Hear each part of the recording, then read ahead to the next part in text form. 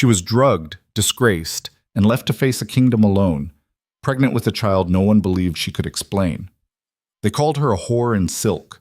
They laughed behind painted fans and golden goblets.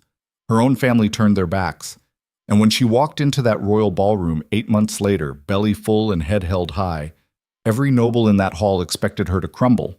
None of them expected the king. None of them expected him to walk straight to her, to the most mocked woman in the room, and whisper the most dangerous words she had ever heard. This is the story of Liora Vale, a woman the world threw away, and the king who set the world on fire to get her back. The Moon Council gathering was, by all accounts, the most important night of the year. That was what Liora Vale had been told since she was 7 years old, sitting cross-legged on the cold marble floor of her father's study while he read aloud from the ancient civic charters, his voice flat, ceremonial, as though the words themselves demanded reverence. The gathering is not a party, Liora. It is not entertainment. It is the beating heart of the realm's political order. Every family of consequence attends. Every alliance of weight is forged or broken beneath the silver light of the full moon. She had understood even then that her father was not really speaking to her. He was practicing the speech he would give to Mira, her half-sister, 4 years older, polished and poised, and everything that Liora was not. Mira, who had her mother's sharp cheekbones and calculating eyes. Mira, who had been groomed since birth for exactly this kind of evening. Mira, who would stand at the center of the ballroom like a jewel on display while Liora lurked somewhere near the edges, doing her best impression of a decorative houseplant. 22 years of life had done little to change the dynamic. Liora Vale was the second daughter of House Vale, a proud name, an old name, one that still carried enough weight to earn an invitation to the gathering. But she was the wrong daughter. Born of her father's first marriage to a woman who had died young and without political allies, Liora had spent her entire life existing in the shadow of her half-sister's orbit. She was not ugly. She was not stupid. She was, if anyone had bothered to look closely enough, actually quite remarkable. Quick-witted and warm, with her mother's dark eyes and a laugh that could fill a room when she forgot to be careful. But no one ever looked closely enough. Tonight she had dressed with quiet care in a gown the color of deep water, her dark hair pinned up with silver combs that had belonged to her mother. She had stood before the mirror in her small room and told herself that it didn't matter. She was not here to impress anyone. She was here because attendance was required, because her father had made that perfectly clear, and because refusing would only give Mira another excuse to look down at her over dinner for the next 6 months. Just survive the evening, she had told herself. Smile when required. Drink sparingly. Leave early if possible. She had not anticipated the wine. The grand hall of the Moon Council seat was breathtaking in the way that only very old, very powerful places can be. The kind of beauty that carries a faint menace underneath it, like a smile that doesn't quite reach the eyes. The ceilings arched 40 feet above the polished obsidian floor, hung with thousands of suspended crystal orbs that caught and scattered the moonlight streaming through the massive windows. Long tables draped in silver and white lined the outer walls, heavy with food and drink. The center of the room was given over to dancing, a slow, formal rotation of silk and jewels and practiced grace. Liora had positioned herself near one of the tall windows, a glass of water in hand, watching the room the way she always did, with the careful, slightly detached attention of someone who has spent a lifetime not quite belonging to any scene she occupies. She had been there perhaps 40 minutes when Mira appeared at her elbow. "You look tired," Mira said pleasantly. "Merci." She had perfected the art of delivering cruelty in the tone of genuine concern. "Are you feeling well?" "I'm fine," Liora said. "Thank you. You should eat something, and perhaps have some wine. You look terribly stiff." Mira pressed a goblet into her hand before Liora could respond. The gesture was smooth, practiced, entirely natural. "The moon herb vintage. Father had it brought up specifically for tonight. It's very mild, celebratory." Liora looked at the goblet. The wine inside was pale silver, luminescent in the moonlight. The traditional brew made from the rare dreamwort herb that bloomed only in the weeks surrounding the full moon. It was supposed to be ceremonial, festive, a symbol of communal celebration. She should have set it down. Later, Much later, in the ruins of everything that followed, she would return to this moment again and again and try to identify the exact point where she should have acted differently. The moment the glass touched her lips. The moment she swallowed the first sip and noticed too late that it tasted sharper than it should. Sweeter. Wrong. In some way she couldn't quite name. She drank it anyway, because Mira was watching with that pleasant, expectant smile, and because saying no to Mira always cost more than it was worth. She was talking to the wife of a minor lord 20 minutes later when the room began to tilt. It was subtle at first, a slight loosening behind the eyes, like the moment just before sleep when the world goes soft at the edges. She blinked, gripped the edge of the table she was standing near, and told herself she was fine. Overtired, perhaps. The hall was warm, the music was very loud. Then the ceiling began to move. Not dramatically, not the violent spinning of true illness, but a slow, nauseating rotation, as though the crystal orbs above her were drifting in an invisible current. The voices around her multiplied and tangled together into something incomprehensible. The lights fractured. She set down her goblet, or thought she did, and turned toward the nearest exit because she needed air. She needed to get out. She walked into someone. The collision was hard enough to stagger her. Her shoulder struck something solid. A chest, she realized dimly, a very broad chest, and hands caught her arms before she could fall, steadying her with a grip that was surprisingly careful given its strength. Easy. The voice was low. A man's voice, rough at the edges, carrying the particular controlled tension of someone working very hard to sound calm. Easy. Don't stop. Don't try to walk yet. Liora blinked up at the face above her and managed only a blurred impression.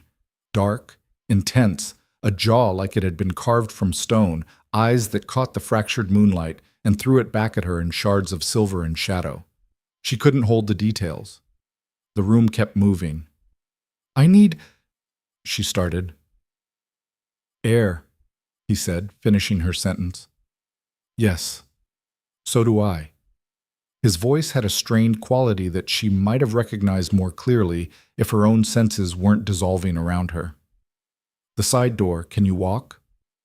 I think so. She could not, in fact, walk particularly well. He kept one hand at her elbow, and she kept one hand pressed against the wall, and together they moved through the crowd with the slow, lurching determination of two people who were, in their separate ways, trying very hard not to collapse. No one stopped them. No one seemed to notice. The music swelled and the crystal orbs drifted and the crowd swirled around them like water around stones. And then they were through the side door and into a dim corridor, and the air was cold and the noise was suddenly, blessedly muffled. They made it to the end of the corridor. There was a small chamber there, one of the dozens of minor reception rooms that lined the perimeter of the main hall, furnished with a few chairs, a settee, a narrow window looking out onto the moonlit gardens. The man let go of her arm long enough to close the door behind them, and Liora reached for the back of a chair and held on. What was in that wine? She managed. Too much dreamwort. He moved to the window and pressed his palm flat against the cold glass. She could see, now that they were out of the chaos, that he was also affected. Not as severely as her, perhaps, but his hands weren't entirely steady, and there was a brightness to his eyes that had nothing to do with joy. Someone put too much in it, intentionally, I would guess. Who would? Someone with enemies. He turned from the window. His expression was unreadable in the dim light. How are you feeling? Like the room is still moving, even though I can see perfectly well that it isn't. Something shifted in his expression. Not quite a smile. Almost. That's the herb. It should pass. You sound very sure. I've been poisoned before. He said it with such flat, matter-of-fact certainty that Liora found herself staring at him. That's not a reassuring thing to say to someone. I'm not trying to be reassuring. I'm trying to be accurate. She almost laughed. The sound caught in her throat and became something smaller. She sank into the chair she'd been holding and pressed her fingers to her temples, fighting the slow tide of warmth that was moving through her in waves. The dream wart was working on her in ways she didn't fully understand, loosening something deep in her chest, blurring the careful boundaries she kept around herself, softening the edges of the world until everything felt closer and warmer, and more immediate than it had any right to be. She was not herself. She understood that. She wanted to hold on to that understanding, to anchor herself against the current of it. But the room was very quiet, and he had moved to sit near her rather than far away, and the moonlight through the narrow window was the color of spilled mercury, and somewhere in the warm, dissolving haze of that terrible night, she lost her anchor. When Liora Vale opened her eyes, it was dawn. Gray light filtered through the narrow window. The room was cold. She was lying on the settee with her gown still on, wrinkled and twisted, her hair half down and her silver combs scattered on the floor beside her like fallen stars. She was alone. She lay very still for a long moment, staring at the gray ceiling, taking careful inventory of herself the way one does in the aftermath of something that hasn't fully settled into comprehension yet. Her head ached with the dull, persistent throb of a dream-wart aftermath. Her mouth was dry. Her body felt strange, not harmed, nothing like that, but altered in some subtle way, as though something had shifted during the night and not shifted back. She sat up. The chair beside the settee was empty. The room was empty. There was no sign of the man who had steadied her in the corridor, no indication he had been here at all, except for a faint warmth in the cushion of the chair nearest to her, already fading, and the fact that someone had placed a folded blanket over her at some point in the night. She stared at the blanket for a long moment. Then she gathered her combs from the floor, pinned her hair back with hands that were not entirely steady, and left the room before anyone could find her there. She told herself, walking through the pale morning corridors of the Moon Council seat, with her water blue gown wrinkled and her heart beating too hard, that she had no memory of the night, that the dream-wart had taken everything, that whatever had happened in that small, silver-lit room was sealed behind a wall of fog that she would never be able to see through. She was mostly right. She remembered his hands, the steadiness of them despite the trembling. She remembered the flat, careful certainty in his voice when he said, "I've been poisoned before." She remembered the moonlight, and the cold, and the warmth underneath it. His warmth, her warmth. The two of them pulled close in the dissolving haze of something neither of them had chosen. She did not remember his face. The morning after this gathering, she went home. 3 weeks later, she began to suspect. 6 weeks later, she was certain. The conversation with her father lasted 11 minutes. She knew because she had counted, standing in the center of his study with her hands clasped in front of her and her spine straight, telling herself that she would not cry, she absolutely would not cry, and watching Lord Aldrich Vale's expression move through shock and then fury, and then something colder and more permanent than either. "You understand what you've done," he said. His voice was very quiet. That was always the worst sign. "I was poisoned," Liora said. "The wine at the gathering was tampered with. I don't care about the circumstances." He said it without raising his voice, and that was somehow much worse than shouting. "I care about the outcome. You are an unmarried daughter of this house, and you are He stopped, pressed 2 fingers to the bridge of his nose. "This cannot be acknowledged. You understand that. It already is what it is. Then you will go quietly. You will stay out of public life until it is resolved, and when it is over—" "It won't simply be over," Liora said. Her voice was steadier than she felt. "There will be a child." The silence that followed was the loudest thing she had ever heard. "Then the child will be given away," her father said finally, "and you will say nothing about any of this, ever, to anyone." She looked at him for a long moment, looked at the man who had read her civic charters when she was 7 years old and never once bothered to read her anything else. Never bedtime stories, never letters, never the simple language of a father who saw his daughter as something more than a complication to be managed. "No," she said. He blinked, as though the word were a foreign language. "I won't give the child away," she said. "Whatever you decide about me, I won't do that." She walked out of his study. She did not go back. Mira came to see her that evening. Liora was sitting at the small window of her room, looking out at the garden, when she heard the door open. She didn't turn around. She already knew the footstep. "You should have been more careful," Mira said. "Yes," Liora agreed. I should have been more careful about drinking wine that you handed me. A small pause, then, I don't know what you're suggesting. Liora turned around then and looked at her half-sister. At the careful blankness of her expression, the perfect stillness of her hands, the polished, practiced innocence of someone who has been lying since childhood and gotten very good at it. I'm not suggesting anything, Liora said. I'm stating a fact. You handed me that goblet. You watched me drink it. You didn't warn me. The wine was served to everyone, not the way it was served to me. Liora kept her voice even. She was surprised, distantly, by how calm she felt. Not calm in the numb, shocked way of someone who has stopped feeling.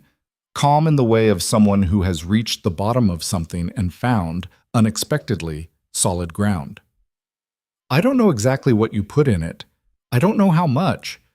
I don't know if you knew what would happen, or if you only intended to humiliate me in public, or if this was meant to be something worse. Mira said nothing. But I know you, Liora said, and I know what I drank, and I know what I have to live with now. You brought this on yourself, Mira said. Her voice had gone cold, dropped the pretense of concern. You were always going to embarrass this family. I simply— Leave my room, Liora said. Mira left. Liora sat back down by the window, pressed her palm flat against the cool glass the way she distantly remembered a stranger doing in a moonlit room, and breathed. You were always going to embarrass this family.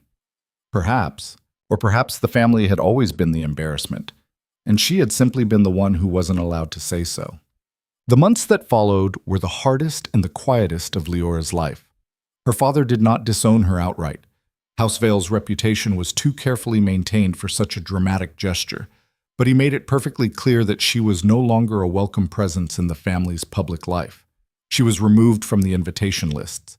She was not consulted about family business. She was, in all the ways that mattered to Lord Aldrich Vale, erased from the picture he was trying to present to the world. She did not fight it. She had no money of her own, very few allies, and a growing belly that made the city's whispers louder with every passing week.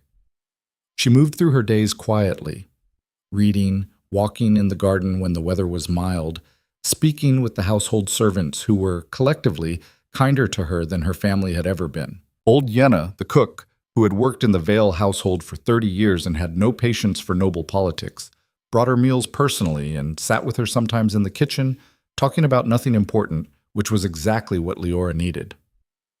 They'll all look like fools eventually, Yenna said one afternoon, kneading bread with the steady, powerful rhythm of a woman who had worked hard all her life and made peace with it. People always do. You just have to wait long enough. How long? Liora asked. Yenna thought about it. Longer than you want. Less long than you think. It was not, Liora reflected, the most reassuring advice she had ever received, but it was honest. And honest was more than most people had offered her lately. The whispers, once they started, were relentless. She heard them in the marketplace when she walked out for air, the quick silence that fell when she rounded a corner, followed by the murmur that rose in her wake. She heard them in the drawing rooms of the houses she was no longer invited to, but whose gossip still reached her through the servants' network. Lord Vale's lesser daughter, disgraced, pregnant by nobody, wouldn't even say who the man was, probably because she didn't know. Probably because there were several. You know how some women are. She learned to keep her head up and her face still. It was not easy. There were days when she wanted to scream, not from grief, but from the sheer grinding injustice of it, the way the world had arranged itself so that she was the one paying for a night she hadn't chosen, carrying consequences that were entirely hers to bear, while the stranger who had been beside her moved through his life entirely untouched and unaware. She didn't even know his name. She couldn't have found him if she'd tried, and she wasn't at all sure she would have tried even if she could. What would she say? You were in that room with me. You helped me escape the hall. And then something happened that neither of us fully chose, and now there is a child, and the world has decided that makes me shameful? What would he say to that? She didn't know. She would never know. He was a shadow in a moonlit room, and a pair of careful hands and a voice that said easy with a precision that felt, even in memory, like it was holding something together. She let him go. She focused, instead, on surviving. 7 months in, the royal summons came. It arrived in the form of a heavy cream envelope sealed with the crest of the crown, a wolf's head encircled by crescent moons, and bearing the official mark of the royal court chamberlain. Every noble house of consequence in the realm received one. The language was formal, ceremonial, almost tediously official in its construction, but the meaning was clear enough. His Majesty, King Kaelin Draven, requests the attendance of all noble families at the Royal Spring Gathering, to be held at the Capital Palace on the first full moon of the season. Attendance is mandatory for all eligible noble daughters between the ages of 16 and 30. This gathering is convened for the purpose of the official presentation of candidates for the role of Queen Consort. Liora read it twice. Then she set it on the table and stared at the wall for a while. The king was looking for a bride. This was not new information. It had been the subject of intense speculation in political circles for the better part of a year. King Kaelin Draven had ruled the Alpha Kingdom for 6 years, since inheriting the throne at 24 after the death of his father. He was, by all available accounts, formidably competent, deeply feared, and thoroughly uninterested in the business of matrimony, which had made the council increasingly agitated, since the question of royal succession was not, in the council's view, a matter he could postpone indefinitely. The spring gathering was the council's solution. A formal presentation. A selection process dressed up in silk and silver to look less like a transaction than it was. Liora looked down at her belly. 8 months now, visibly, unmistakably present. She thought, surely they don't expect me to attend. Then she thought, surely father does. She found out 3 days later that she was right about the second part. Her father called her to his study, the first real conversation he had initiated in months, and delivered the information with the particular careful neutrality of a man who has decided in advance what the outcome will be and is simply going through the formality of announcing it. "You will attend the spring gathering," he said. Liora stared at him. "I'm 8 months pregnant." "I'm aware." "Father, the Vale family's attendance has been confirmed. Every eligible daughter of the house is expected to present herself." He met her eyes. "You are still, technically, an eligible daughter." "I don't think the king is looking for—" "Your attendance is not about the king," her father said. His voice was flat, precise. "Your absence would raise questions. The family needs to project normalcy. You will attend, you will behave appropriately, and you will not draw attention to yourself." Liora thought of a dozen things to say. Thought of pointing out the spectacular irony of a visibly pregnant woman being expected to not draw attention to herself at a royal bride presentation. Thought of asking him, quietly and clearly, whether he had any idea how much it had cost her, was still costing her, every day, to walk through the world carrying a consequence that his other daughter had engineered and he had done nothing to acknowledge. She thought of all of it. She said, "All right," because she had learned, over these 8 months, that saving her words cost less than spending them on people who had decided not to hear them. The capital was 3 days' travel from the Vale estate, by carriage over the mountain road that wound through the high pass before descending into the broad valley where the palace sat. Liora traveled in a smaller carriage than her father's, a deliberate arrangement, not discussed but understood, with only one maid for company, a young woman named Petra, who was 17 years old and terrible at hiding her nervousness and entirely sincere in her attempts to be helpful, which Liora found more comforting than she would have expected. They arrived the evening before the gathering. Liora stood at the window of the room she'd been assigned. A decent room, not the best, not the worst, the kind of room that someone had probably assigned to her after some careful deliberation about what the appropriate slight would be, and looked out at the palace grounds in the early dark. The Capitol Palace was enormous in the way of things built to make people feel small. It rose against the night sky in layers of pale stone and shadow, its towers lit from within so that the windows glowed amber and gold against the dark. The grounds were alive with preparation, servants moving in purposeful streams, light and noise drifting up from the lower halls where the final arrangements were being made. Somewhere in that palace was the king. Somewhere in that palace, tomorrow, She was going to stand in a room full of people who had been whispering about her for 8 months and present herself as a member of a noble house in good standing, 8 months pregnant and unmarried, and carrying a secret that she was the only one keeping. She pressed her palm against the window glass. "You just have to wait long enough," old Yenna had said. Liora breathed. She waited. The morning of the spring gathering dawned clear and cold, with a sky so blue it looked like it had been painted on, and Liora dressed carefully in the best gown she had, deep green silk with silver embroidery at the cuffs and collar, cut generously enough to accommodate her belly without looking like a concession to it. She did her own hair because Petra's hands were still shaking at breakfast, and Liora didn't want the poor girl to accidentally impale her with a hairpin. She looked at herself in the mirror. She looked, she thought, like a woman who had decided to stop apologizing. That would have to be enough. The grand hall of the Capitol Palace made the Moon Council seat look modest by comparison.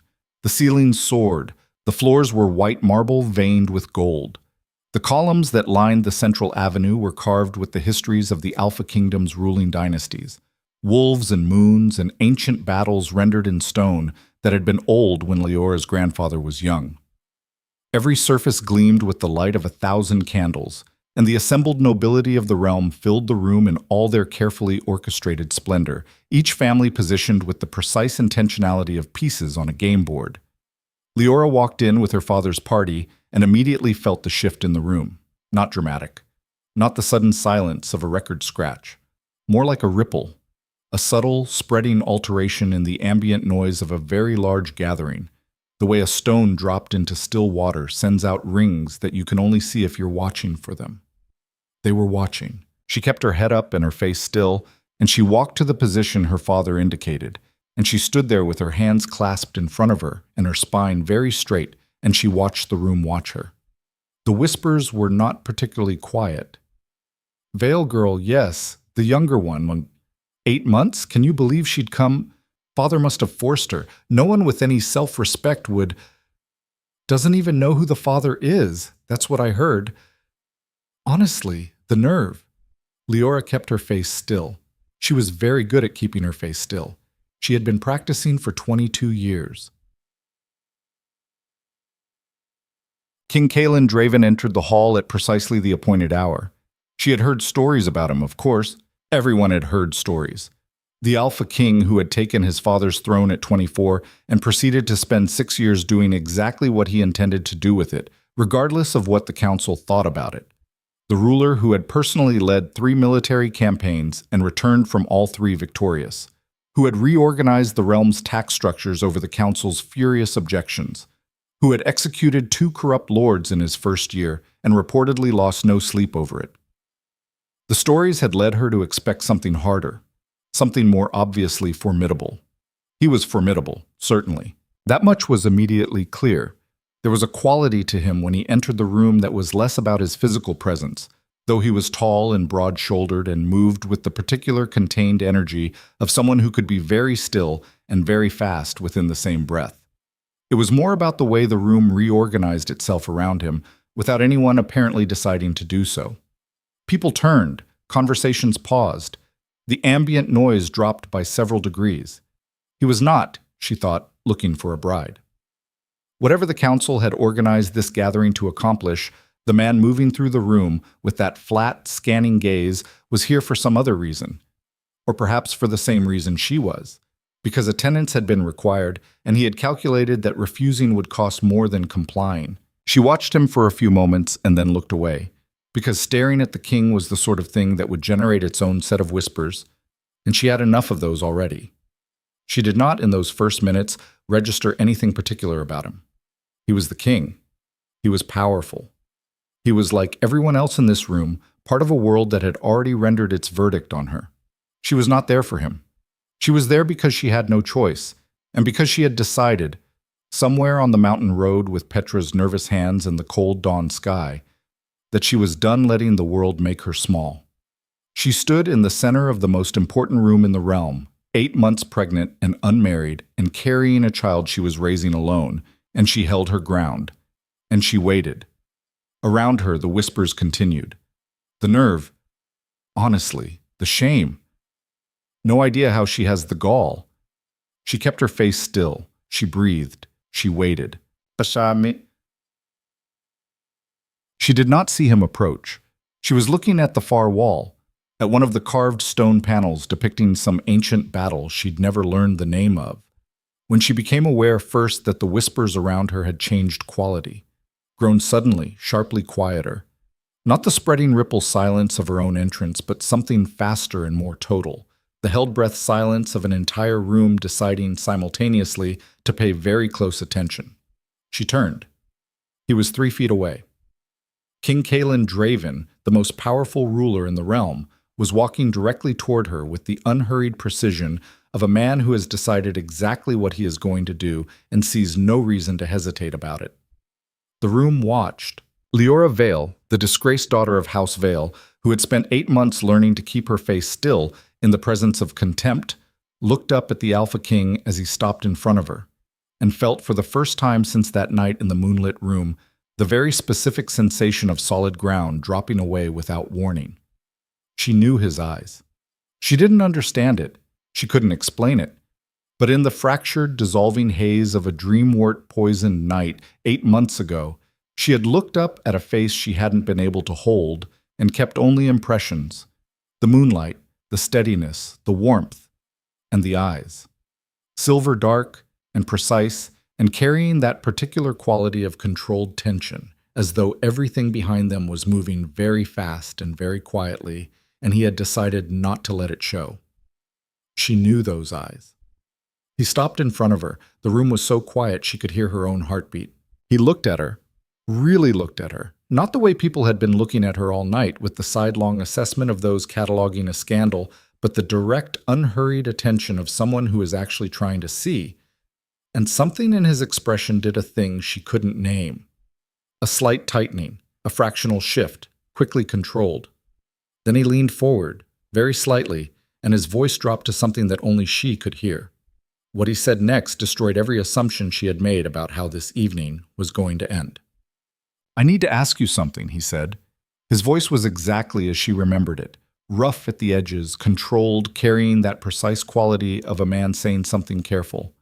"And I need you to listen before you answer." Liora stared at him. Her heart was doing something very loud and very inconvenient. "I know what they're saying about you," he continued. "I've been listening to it since you walked in, and I know that what I'm about to say sounds," a slight pause, as though he was selecting the word with some care, "unusual, but I need you to consider it." She said nothing because she had nothing to say. The room was watching. The room was always watching. "Pretend," he said, "that the child is mine." The silence between them stretched like wire pulled tight. "I know," he said before she could speak. "I know how it sounds, but I need you to hear me out." And she heard him out. Standing in the middle of the most powerful room in the realm, with a kingdom's worth of eyes on her back and a child moving gently inside her, Liora Vale listened to the Alpha King explain the most outrageous proposal she had ever received.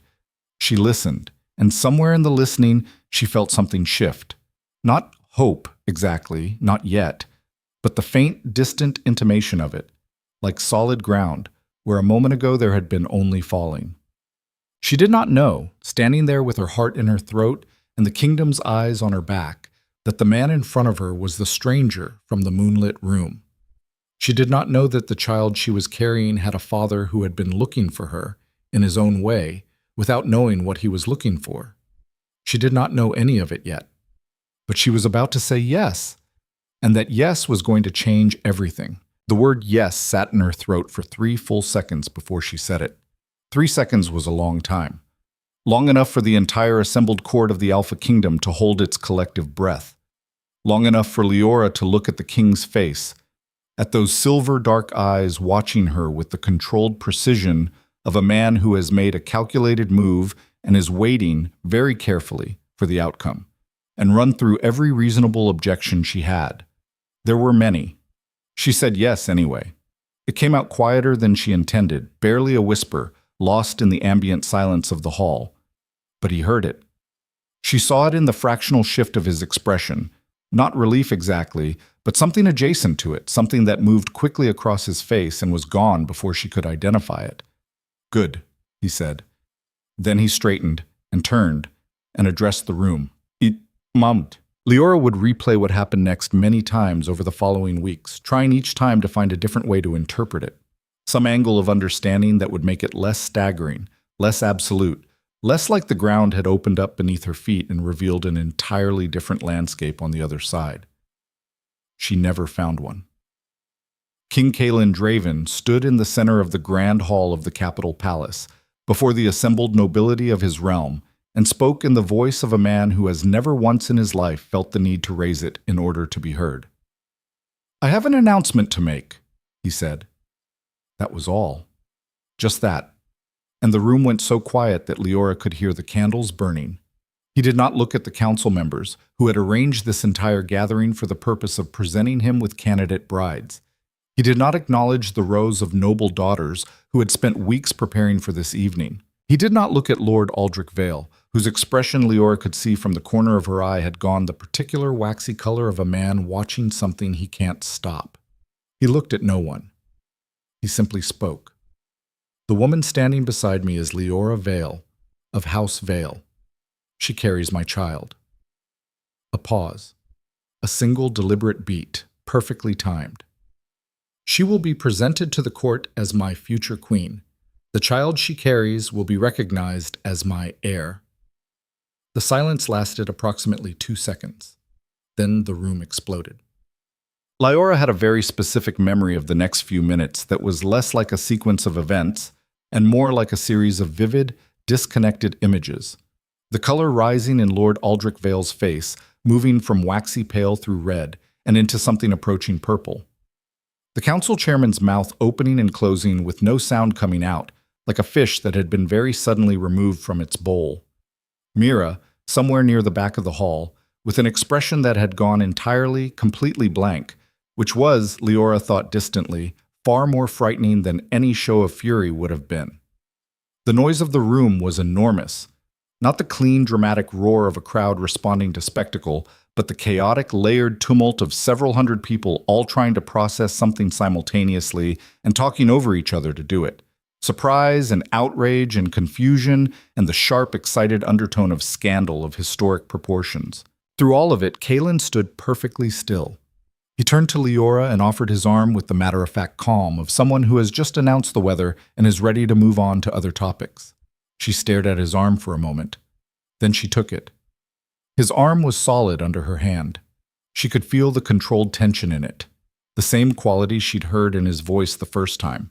That quality of stillness that was not the absence of movement, but its rigorous suppression. He was not as calm as he appeared.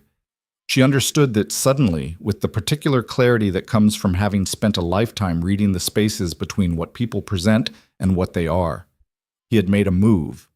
A very large, very public, very irreversible move. He was waiting to see what it cost. So was she. A royal chamberlain materialized at Kaelin's left elbow almost immediately. A thin, harried-looking man named Aldous, whose expression communicated the kind of sophisticated professional suffering that comes from serving a king who makes catastrophic announcements without prior notice. "Your Majesty," Aldous said, in the tone of a man attempting to reason with a natural disaster. The council will be addressed tomorrow," Kaelin said. "Tonight, Lady Liora will be shown to the Queen's chambers. She will be given whatever she requires." Aldous opened his mouth. "Tonight," Kaelin said again, and the word landed like a door closing. Aldous closed his mouth, turned to Liora with the shell-shocked graciousness of a man doing his job by sheer force of professional instinct. "My lady, if you'll follow me." Liora followed him because there was nothing else to do. As she moved through the crowd, she felt the press of it. The stares, the whispers, the particular quality of attention that is half admiration and half appetite, the way a crowd looks at something it wants to consume. She kept her head up and her face still, and her hand rested on the swell of her belly, steadying herself, or steadying the child, or both. She wasn't entirely sure. At the edge of the hall, she paused and looked back. Kaelin was already surrounded. Council members converging on him with the organized urgency of men who have just seen their carefully constructed plans go sideways and are determined to course correct. He was standing in the center of them, with his arms at his sides and his face utterly composed, listening to something Chairman Aldrich Voss was saying with the particular quality of attention that means absolutely nothing will change. His eyes found hers across the room. She had a single, strange, suspended moment of looking at him and him looking at her. A direct, unhurried exchange that carried nothing she could name and nothing she could dismiss. And then Aldous cleared his throat gently at her elbow, and she turned and followed him into the corridor. The Queen's chambers were on the 4th floor of the East Wing, and they were, by any standard, extraordinary. 3 connected rooms, each large enough to feel expansive without feeling empty. Ceilings high enough to hold the light gently rather than crowding it down. Windows that looked out over the palace gardens, currently lit by the full moon, the same moon under which she had stood at the gathering 11 months ago. And was it only 11 months? It felt like someone else's life. Petra had been brought up with the luggage and was standing in the corner of the bedchamber with the expression of someone who has been through a significant amount today and has decided to simply process one thing at a time. "My lady," she said carefully. "I know," Liora said. "Is it—" Petra stopped, started again. "Is it real, what the king said?" Liora set down the small bag she'd been carrying and stood for a moment looking at the room, at the carved 4-poster bed with its silver coverlets, at the deep window seat, at the fire already burning in the grate, at all the trappings of a position she hadn't had this morning and wasn't sure she understood this evening.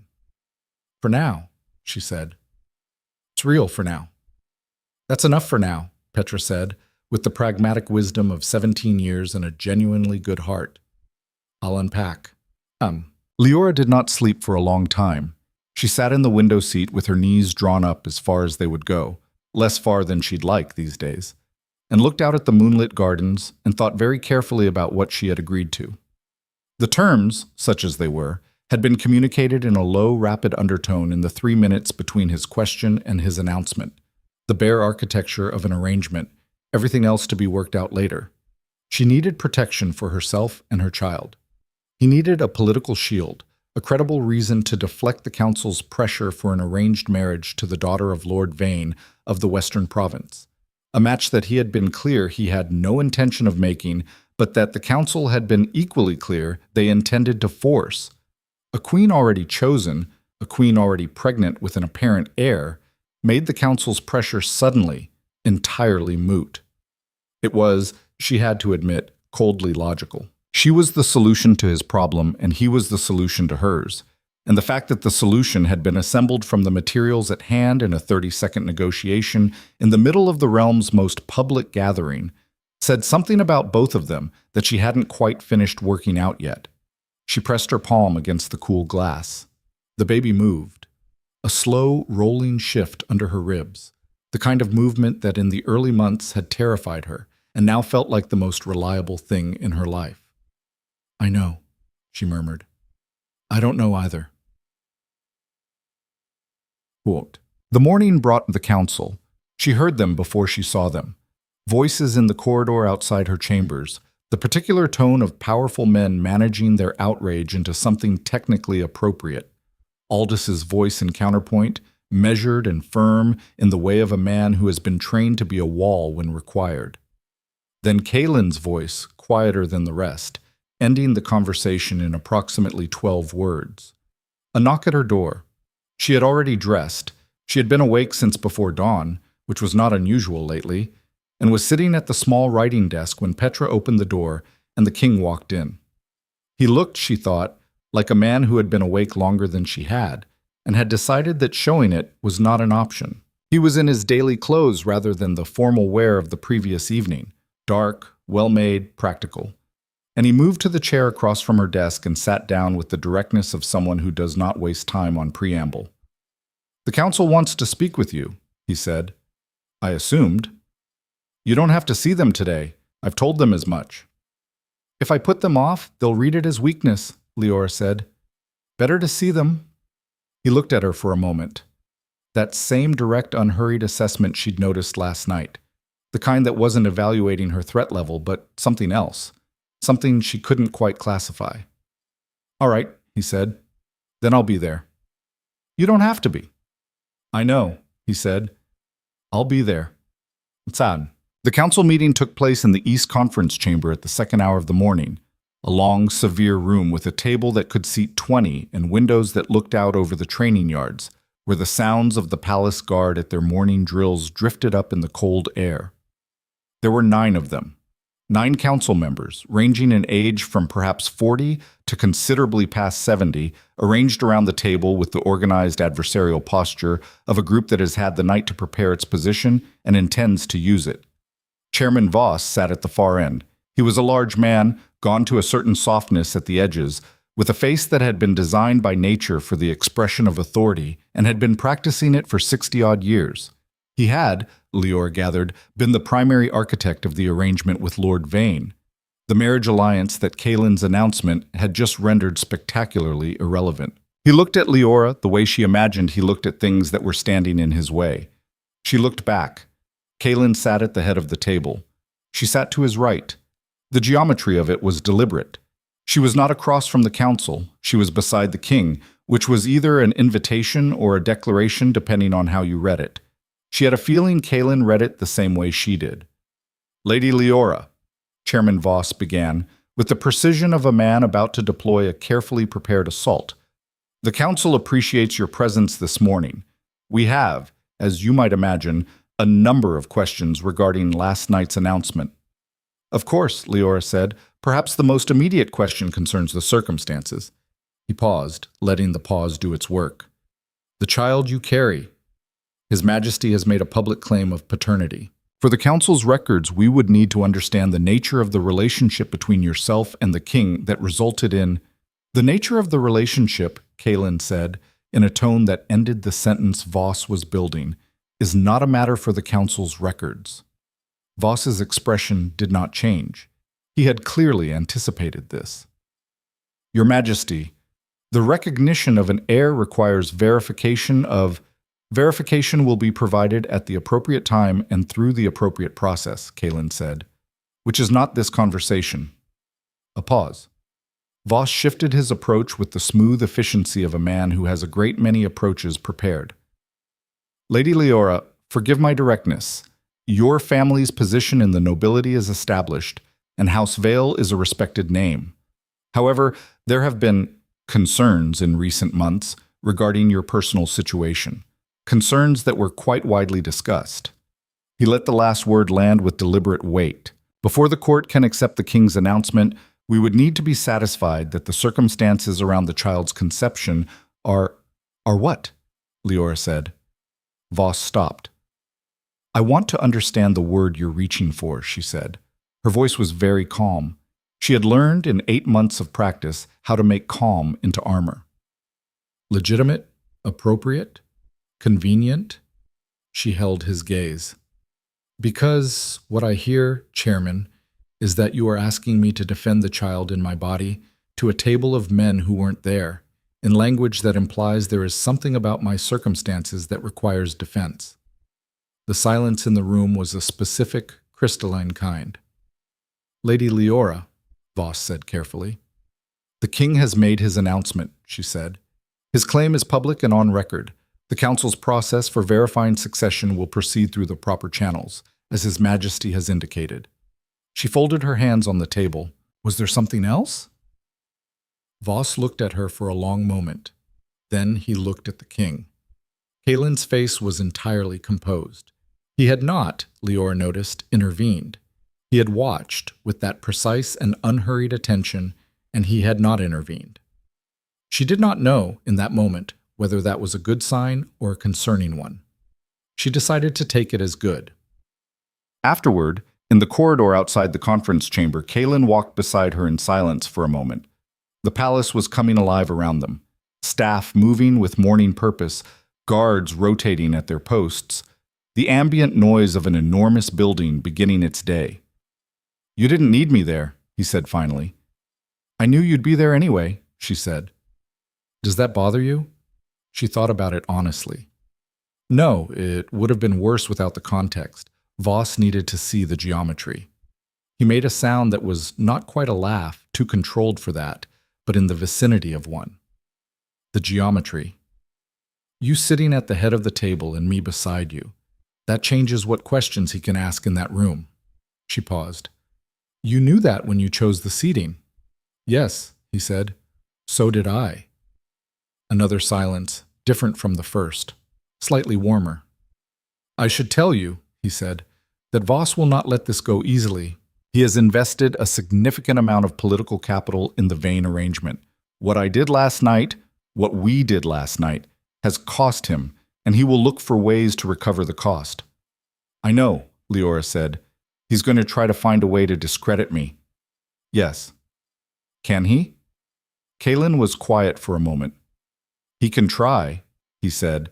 Whether he succeeds depends on you. She looked at him sideways as they walked. What does that mean? It means, he said, that the court will take its reading of you from what they observe, how you move through the palace, how you speak to people, whether you appear to be a woman in a precarious situation trying to hide it, or a woman who belongs exactly where she is. He paused. I found that the second one tends to be self-fulfilling. Liora was quiet for a moment, turning that over. You have a lot of practice at that, she said, looking like you belong exactly where you are. I've had 6 years of it. Was it always like that? The presenting certainty you don't necessarily feel? He glanced at her. Something shifted in his expression quickly. That, he said, is not a question I usually answer. I'm not asking as a council member. A pause. No, he said. It wasn't always like that. It was a decision at a certain point.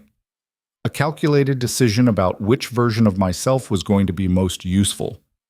She nodded slowly. She understood that. She understood it with the bone-deep recognition of someone who had made the same calculation in a different key over the same general span of time. The Queen's Wing will be prepared fully by this evening, he said, shifting back to practicality with the ease of someone closing a door. You'll have a lady's maid assigned in addition to your own. If you need anything before the birth, I'm all right, she said. I know you are, he said, and the certainty in it startled her slightly. I'm saying if you need anything, ask for it. You're not… This isn't…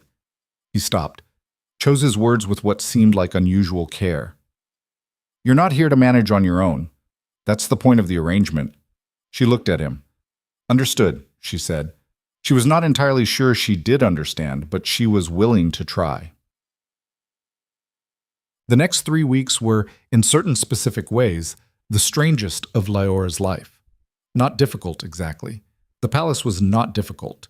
If anything, the creature comfort of her situation had improved so dramatically and so rapidly that she kept catching herself braced for a catch, waiting for the moment when the other shoe dropped, and the Queen's chambers and the assigned maid and the meals that arrived reliably and were actually good turned out to have been some elaborate mistake. The catch was not comfort. The catch was the court. The nobility of the Alpha Kingdom was, as a collective body, extraordinarily good at cruelty delivered in the register of courtesy. Liora had known this since childhood, had observed it from the outside, from the comfortable distance of someone who had never quite been important enough to be a real target. Now she was inside it, and the difference in proximity was significant. They did not say anything directly. No one in the court said anything directly. That was, in its way, the whole point. It was the angle of a glance as she walked into a room, the half-second delay before a greeting that communicated, with mathematical precision, exactly how seriously one was being taken. The conversations that paused when she approached and resumed when she moved away, the content of them always just slightly too low to catch. The women, wives of council members, daughters of high lords, the entire elaborate social architecture of noble femininity, who received her with perfect, brittle graciousness and said nothing that was technically offensive and managed to convey absolute contempt in every word. Lady Seren of House Vane was the most skilled of them. She was also the woman Kaelin had been intended to marry. She was 20 and beautiful in the severe architectural way of someone who has been told since birth that beauty was a form of power and has invested accordingly. She moved through the palace with the proprietary ease of someone who had believed, until 11 days ago, that it was going to be hers, and she had redirected that expectation into something that had the form of graciousness and the temperature of ice. Lady Liora, she said one afternoon in the East Garden, where Liora had gone for air and found a group of noble women already assembled. Her voice was warm, her smile bright, her eyes measuring. "How are you feeling? So close to your time now, I imagine you must be exhausted." "I'm well, thank you," Liora said. "You're so brave to be walking about. I would have thought—" Seren glanced at Leora's belly with a particular expression that was not quite pity and not quite disdain, but found the precise midpoint between them. "Well, I would have thought the Queen's chambers would be more comfortable, more private." A small pause. "Given everything." "The gardens are beautiful," Leora said pleasantly. "I find the air helps." "Of course," Seren smiled. "Although I do wonder, and forgive me, I speak only from concern, whether it's quite the image one wants to project. In the circumstances." Her eyes swept over Leora, from her pinned hair to her rounded belly to the slight swell of her ankles, cataloging every deviation from the unencumbered, untouched feminine ideal that this court had always valued. The court is still adjusting, shall we say, to the new arrangement. Some clarity of presentation might go a long way toward settling things. Translation: "You look wrong here. You know it. We all know it. And we're waiting for you to realize it." Leora looked at Seren for a moment. Then she did something she hadn't entirely planned. She smiled. A real one. Not the careful, protective kind she had been wearing for weeks, but something warmer and more direct. And said, "Lady Seren, I appreciate the concern, and I understand that this has been a difficult adjustment." She held the other woman's gaze steadily. "For all of us." The "for all of us" landed where she'd aimed it. A slight flicker in Seren's eyes, quickly controlled, but there. "If you'll excuse me," Leora said, "I'd like to finish my walk." She walked past them, through the garden, and did not hurry. Behind her, she could feel the weight of their attention. The whispers that she knew were coming, the reassessment that was already beginning. Harder than she looks was what she was hoping they were arriving at, because harder than she looks was a position she could work with. Burshin. The thing Leora had not expected was Kaelin. Not the arrangement. She had agreed to the arrangement. She understood the arrangement. What she had not expected was the man behind it, which was a failure of imagination she was willing to own. She had braced herself for a king who was using her as a piece in his political game, because that was what the arrangement was. She understood that clearly, and had assumed the personal dimension of it would be minimal, professional, distant in the way that very powerful people maintain distance as a matter of self-preservation. She had not expected him to knock on her door 4 days after her arrival and ask, with the slightly uncomfortable directness of someone not entirely accustomed to making social calls, whether she wanted company. She had been reading. She looked up at him in the doorway, large and slightly uncertain in a way he was not going to acknowledge, and found, to her own surprise, that she did. He came in and sat down, not in the formal chair by the desk, but in the more comfortable one near the fire. And for the first 10 minutes, they talked about nothing in particular. The book she'd been reading, a minor construction issue in the North Wing, the quality of the month's weather. And somehow none of it felt like nothing. It felt like the tentative early architecture of something she didn't have a word for yet. It became a pattern. Not every day. Not on a schedule. He was the king of a realm. His days did not have spare hours sewn into them by default. But often enough that she found herself, as the days accumulated, aware of when she hadn't seen him, and aware of what that awareness meant, and carefully, deliberately, not examining it too closely. He was, she was learning, many things the court's version of him wasn't. He was dryly funny, in a way that was easy to miss, because the jokes were so dry, and delivered so straight-faced that the moment of landing was sometimes delayed by several seconds, and she'd find herself laughing at something he'd said 3 sentences ago. He was, under the controlled precision, genuinely curious about things that surprised her, unexpected corners of natural philosophy and mathematics and the economics of the frontier provinces and the migratory patterns of the great wolves that gave the kingdom its name.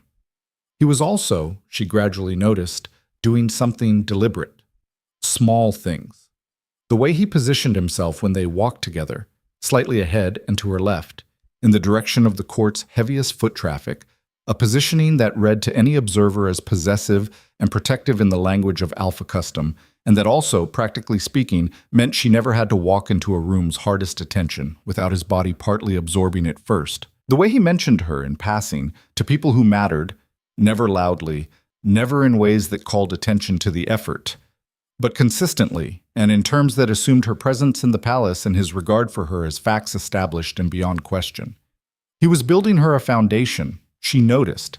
She said nothing about it for a while because saying it out loud would have required acknowledging the consideration behind it, and she wasn't sure either of them was ready for that conversation.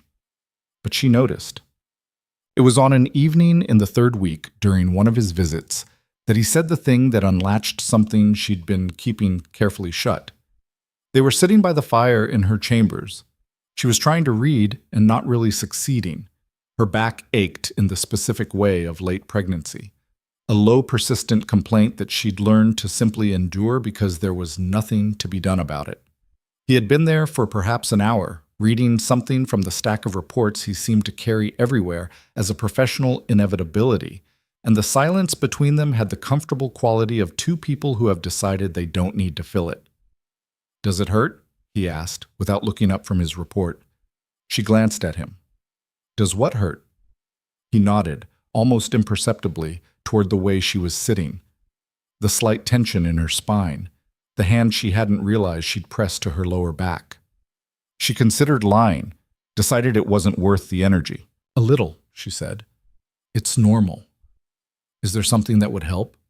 "Not particularly, it's—" She shifted carefully, trying to find a better position.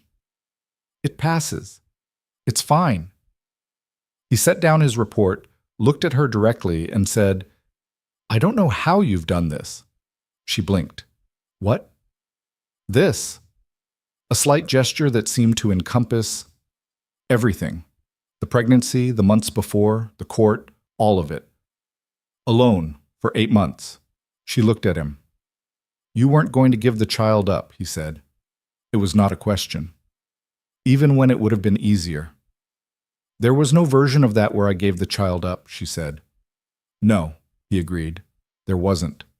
He said it the way he said things he'd thought about carefully, with certainty, not as assessment, but as recognition. "That's, He stopped. Something moved in his expression. "That is not a small thing." They looked at each other for a moment. "Kaylin," she said, and it was the first time she'd used his name without the title, and she felt them both register it. "What is this really?" He didn't pretend not to understand. "An arrangement," he said. "That's what I proposed." "Yes," she said. "That's what you proposed." She held his gaze. "Is that still what it is?" The fire crackled between them. Outside, the palace settled into its nighttime sounds. Distant footsteps, the far bell of the midnight watch. He looked at her for a long moment, and she watched him in the way she'd been watching him for weeks, reading the spaces between what he presented and what he was, with the particular attention of a woman who had learned the difference between the two. "I don't know," he said. It was, she thought, the most honest thing he'd said to her yet. She went into labor 14 days later. It was not supposed to happen yet. The midwife had estimated another 10 days, perhaps 12, and Liora had been counting those days with the focused attention of someone who has a plan and intends to stick to it. The plan was a safe birth in the palace with proper medical attendance, after which the arrangement would shift into its next phase and she would figure out the rest. The plan did not survive contact with events. She woke before dawn with a pain that was categorically different from the familiar ache of late pregnancy. Sharper, with a spreading urgency to it that her body recognized before her mind fully caught up. She lay still for a moment, assessing, and then she sat up and called for Petra. What followed was a sequence of practical actions taken with great calm that she was later told had been slightly alarming to observe from the outside. Petra sent for the midwife, who sent a message confirming she was on her way. Liora dressed, walked circuits of the room because movement helped, breathed with the methodical focus of a woman who had decided that control was the only tool she had available. What none of them knew, what no one would discover until much later, when the pieces were assembled in hindsight, was that 3 hours earlier, in the deep hours of the night, a side gate of the palace had been opened by someone with access to the household keys. 3 members of the palace staff had been replaced over the previous weeks, with people who owed their employment and their loyalty to different masters. Chairman Voss had been busy. The midwife did not arrive. An hour passed, then another. Petra had sent 2 messages and was halfway through composing a third with increasing agitation when the door opened and a woman entered who introduced herself as a healer, sent in the midwife's place, a middle-aged woman with a steady face and capable hands who gave no reason to doubt her and asked all the appropriate questions and proceeded to make herself useful. Liora was not, by this point, in a position to scrutinize. She was occupied with the fundamental business of labor, which has a way of narrowing the field of attention to what is immediately necessary. She did not see the look that passed between the healer and the tall man who had escorted her to the room. She did not hear the quiet instruction given in the corridor. She was not, in those hours, watching the doors, which was precisely what someone had counted on. But it was Petra who saw it first. Petra, who was 17 and terrified and completely useless with a crisis, but who had been awake for hours and was standing near the door and noticed, because she was closest, that the healer had given Liora a cup of something to drink, and then looked at the man by the door and nodded. And the nod was wrong. The nod was the wrong kind. Petra had grown up in a household with 11 siblings, and she had been lied to enough times that she knew the look of it, and that nod was a lie, and she opened her mouth. The door opened from the outside, and Kalin Draven walked in. He had not been sent for. He had come because at the 4th hour of the morning, something had woken him in the way that certain things wake certain people. Without sound, without specific reason, with a certainty that preceded the evidence for it. He had been awake for an hour before he rose, and he had walked through the corridor toward the Queen's wing because the pull of it was stronger than the logic of staying in his rooms. He walked in. He saw the healer. He saw the cup. He saw the look on Petra's face, the 17-year-old terror and the certainty behind it, and he crossed the room in 4 steps and took the cup from Liora's hands before she could drink. The healer moved for the door. She didn't make it. What happened in the next 3 minutes was rapid and loud, and involved the palace guard being summoned and 2 people removed in restraints, and Aldous appearing in the doorway with the expression of a man who has just been informed of a second catastrophe before fully processing the first. Liora, in the center of all of it, was having a contraction. "I," she said, through gritted teeth, when it had passed, and the room had been cleared of everyone except Kalin and Petra, and the 2 guards now posted inside the door, would very much like an actual midwife. "She's been sent for," Kalin said. He was crouched beside her, which put him at her eye level, which was unusual for a king, and which she noted despite everything. His expression was controlled, but the control was working harder than usual. "There's one coming from the city. 20 minutes. 20 minutes, she said. "Yes," she breathed. "Who was she?" "Someone Voss paid," he said. He said it flat and clean, the way he said things he intended to deal with completely and soon. "It won't happen again." "How are you so sure?" "Because," he said, "I will be considerably more attentive going forward." He met her eyes. "I should have been more attentive already. That is—" A pause. "That is on me." She looked at him. He looked back. Another contraction arrived with no concern whatsoever for the significance of the moment, and she grabbed the arm of the chair and breathed through it, and he stayed exactly where he was, crouched beside her, steady as a wall, not going anywhere. Outside the window, the first gray light of morning was beginning to arrive. 22 minutes later, the midwife came. 40 minutes after that, she told Liora that the birth was progressing but that they had hours yet, and that she should rest if she could, and eat something and not try to do this alone. "She won't be alone," Kalin said, from the chair he had moved to near the window. He said it the way he said things he'd already decided. Liora looked at him, this king who had appeared in her life 11 months after a night neither of them could remember, who had stood in the center of the realm's most public room and remade both their lives in 30 seconds, who was sitting in a chair by her window at dawn, with his report stack abandoned and his face quietly, entirely present. She thought of the moonlit room. She thought of steady hands in a spinning hall. She thought, "I know those eyes." She did not say it, not yet, but the knowing sat in her chest like a coal, small, still, beginning to burn. What she didn't know, sitting in her chambers with the morning light growing and Kalen's quiet presence anchoring the room, was that Voss had not stopped with the healer. That the woman now in custody was only the visible edge of something larger.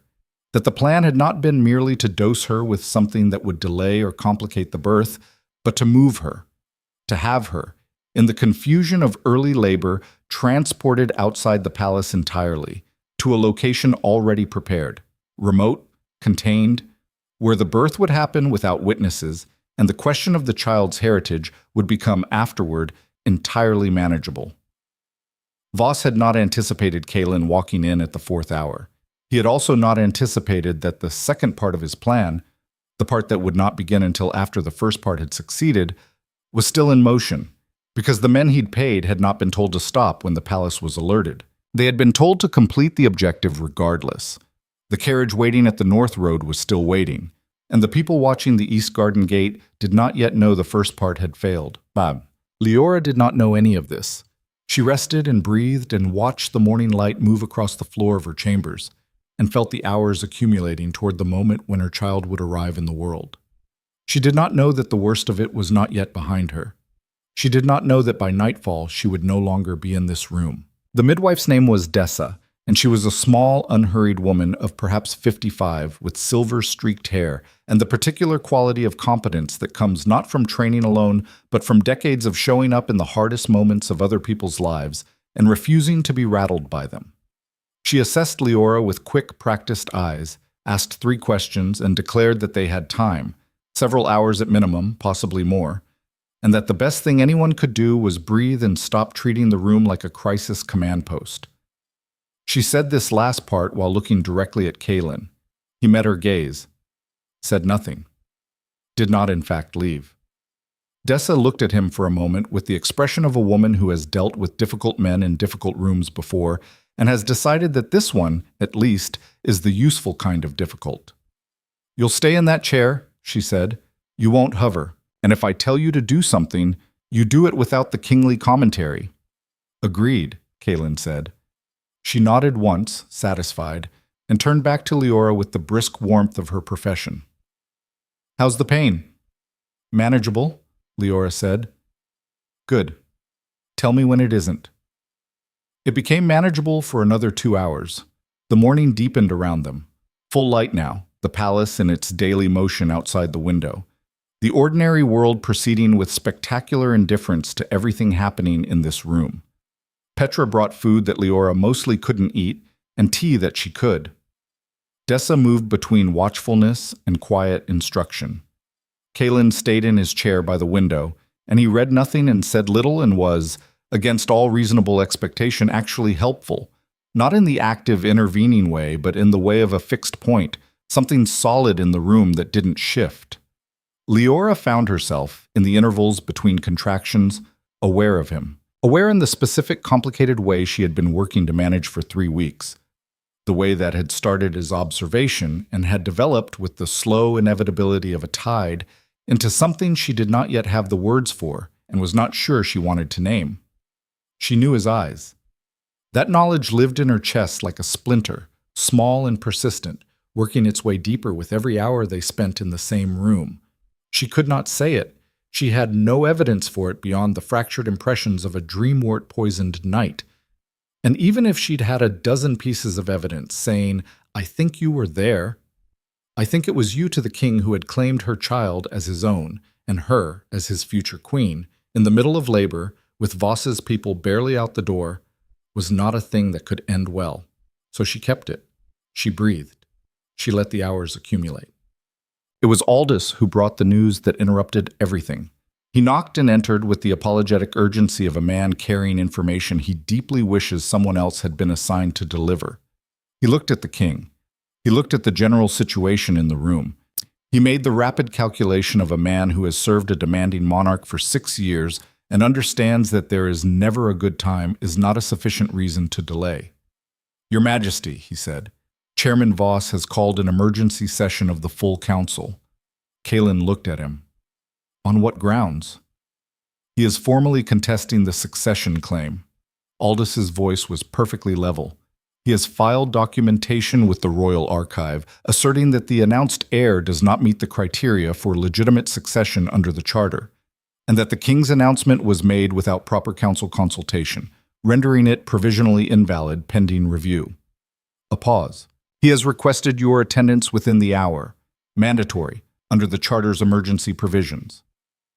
The room was very quiet for a moment. He can't force that, Kaelin said.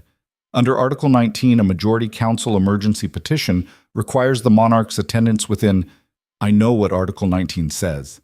Kaelin's voice had not risen. It had, if anything, gotten quieter, which Liora had learned was a considerably worse sign. He times this now deliberately.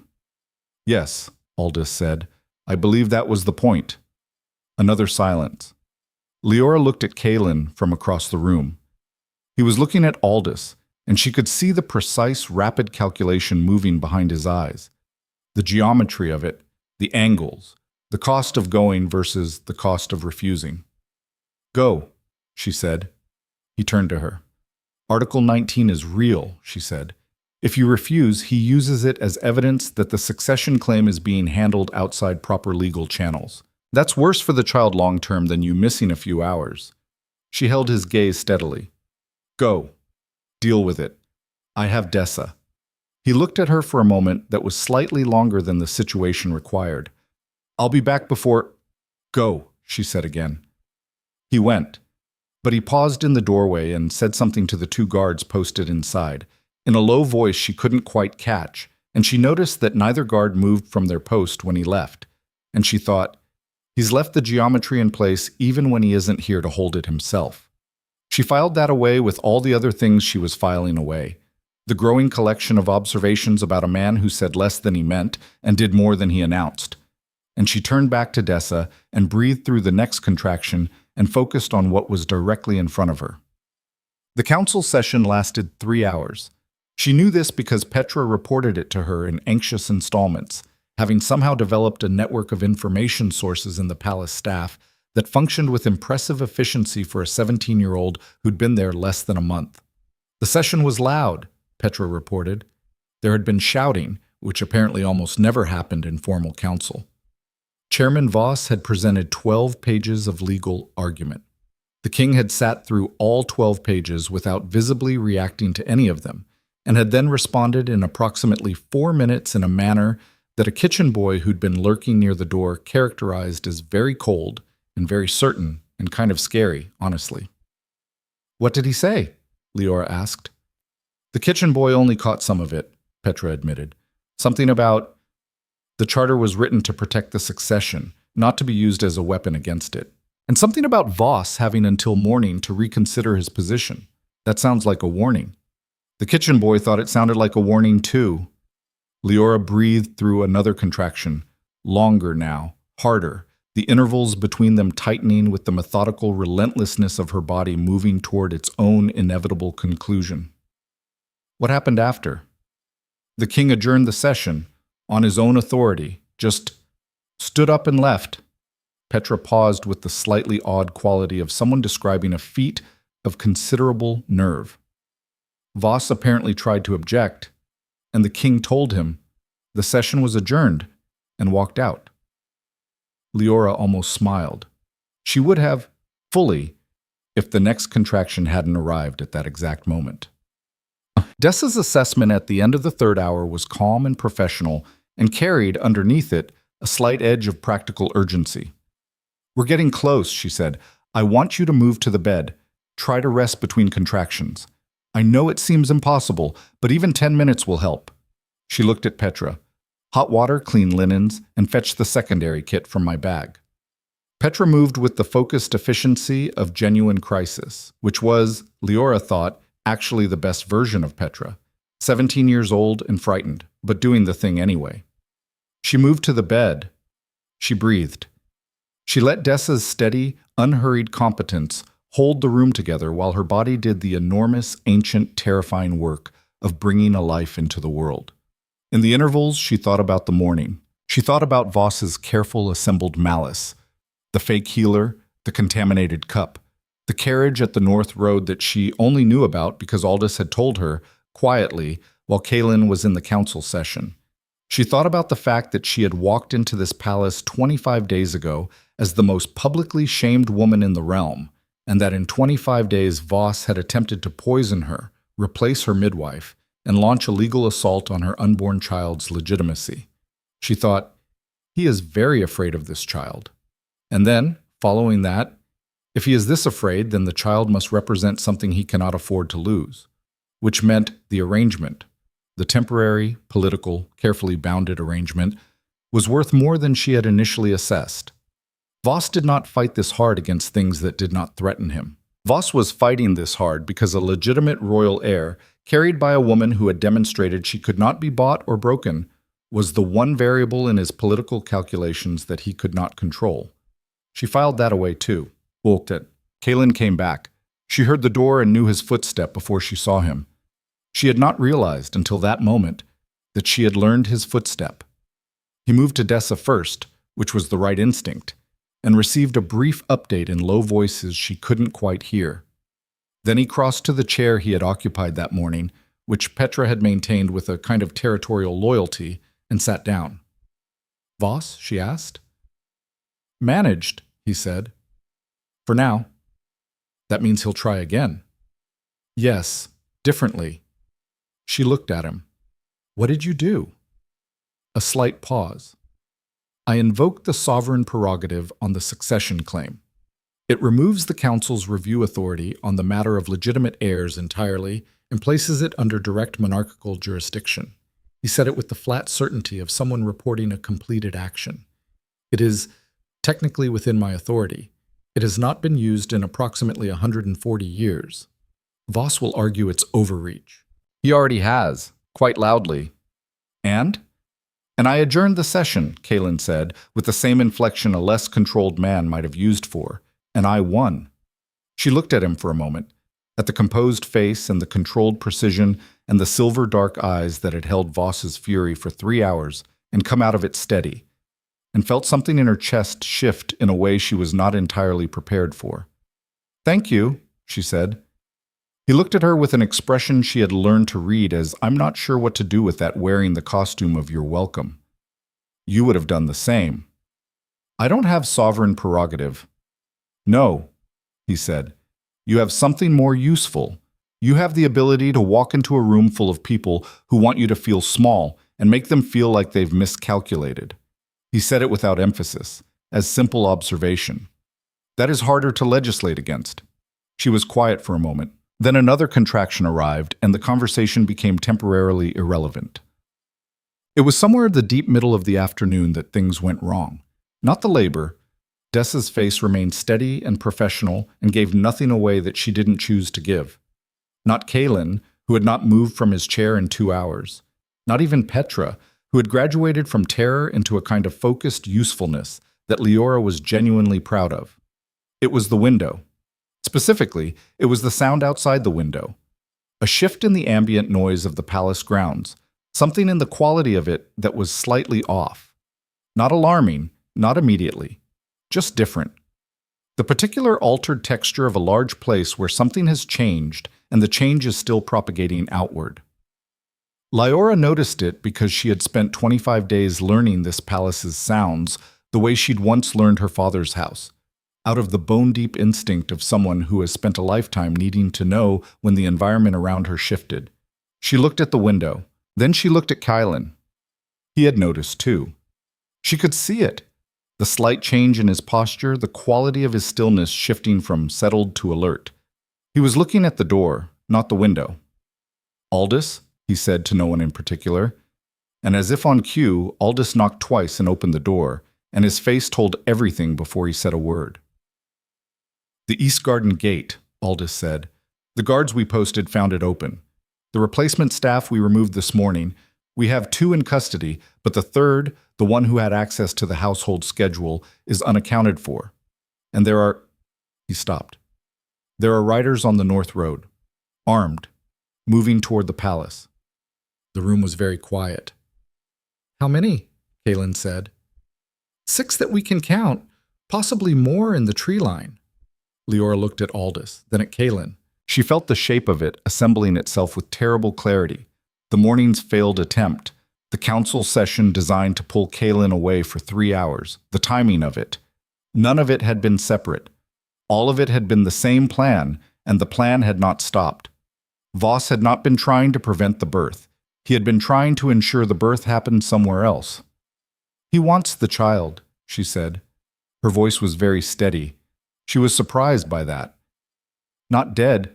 Taken. If the heir is born outside the palace with no royal witnesses, the birth can be reframed. The child's parentage becomes a question of documentation, and documentation can be controlled."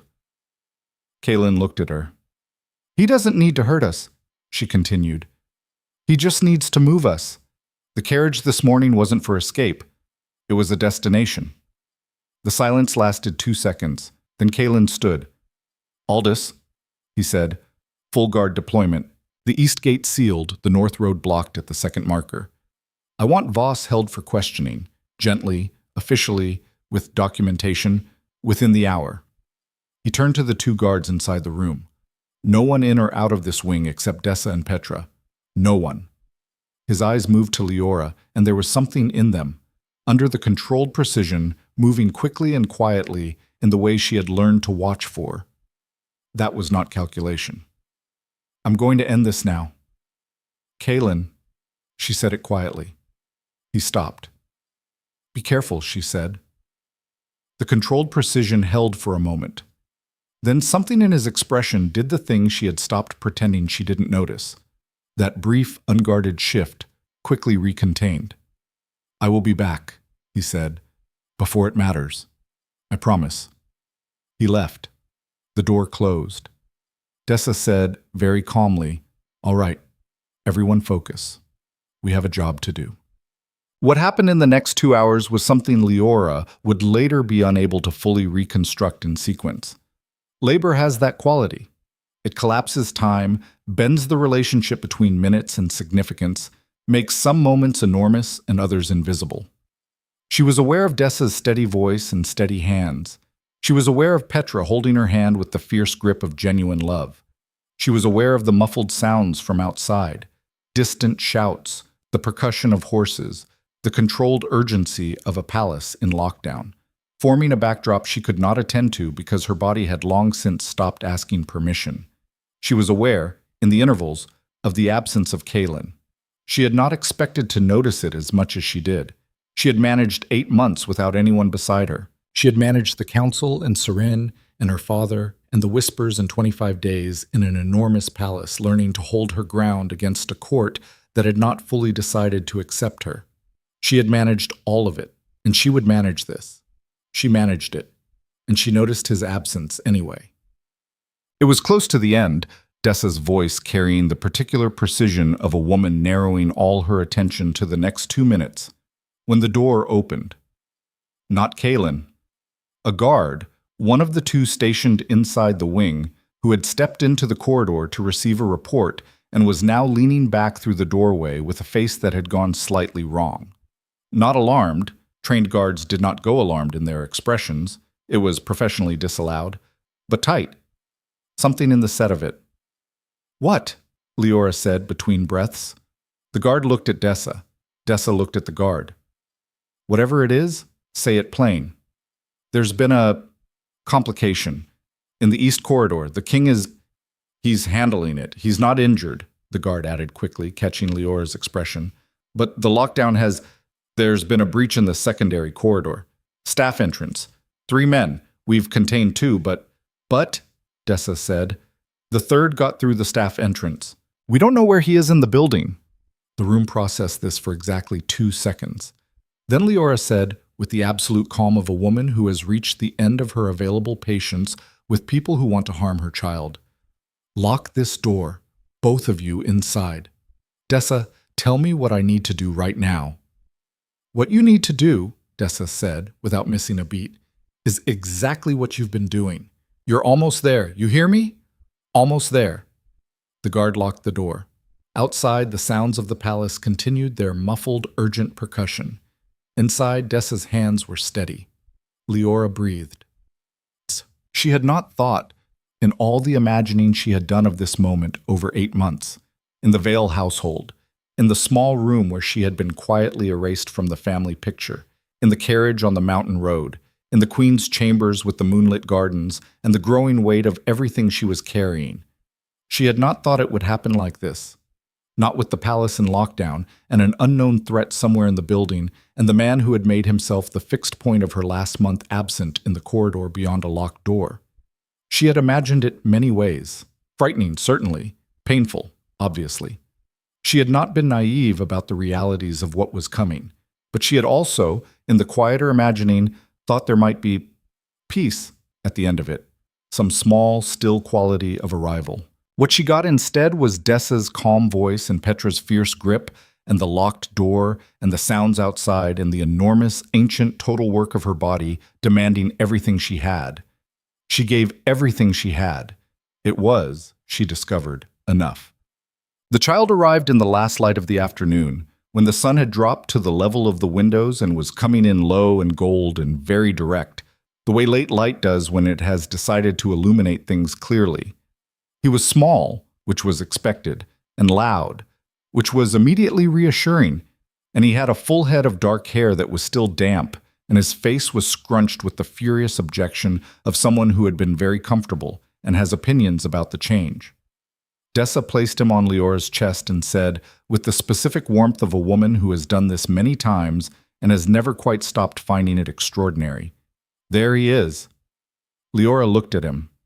She had thought many times over 8 months about what she would feel in this moment.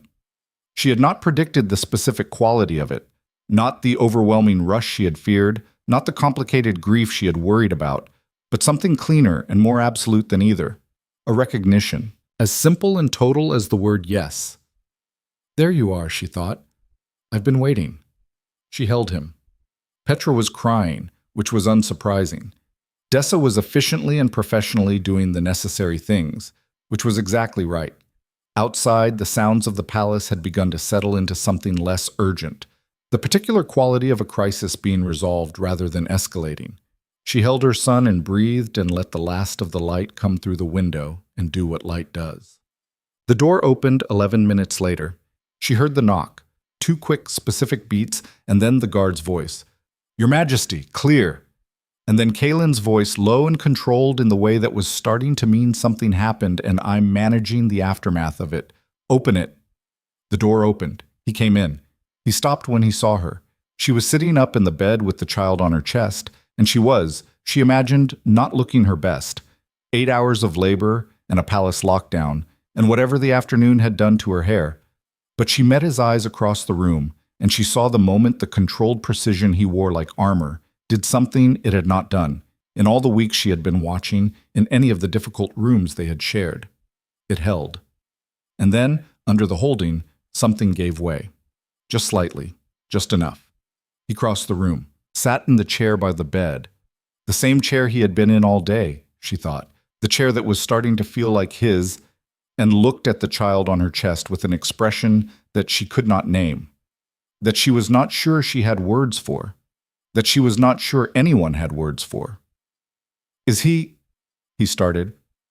"He's perfect," Dessa said, from across the room, with the cheerful authority of a woman who knows she is the expert. "Healthy, strong lungs, as you may have gathered." As if on cue, the baby made a small, emphatic sound. Something that might have been a different thing in a different man arranged itself on Kaelin's face as something almost like wonder. "He's small," Liora said.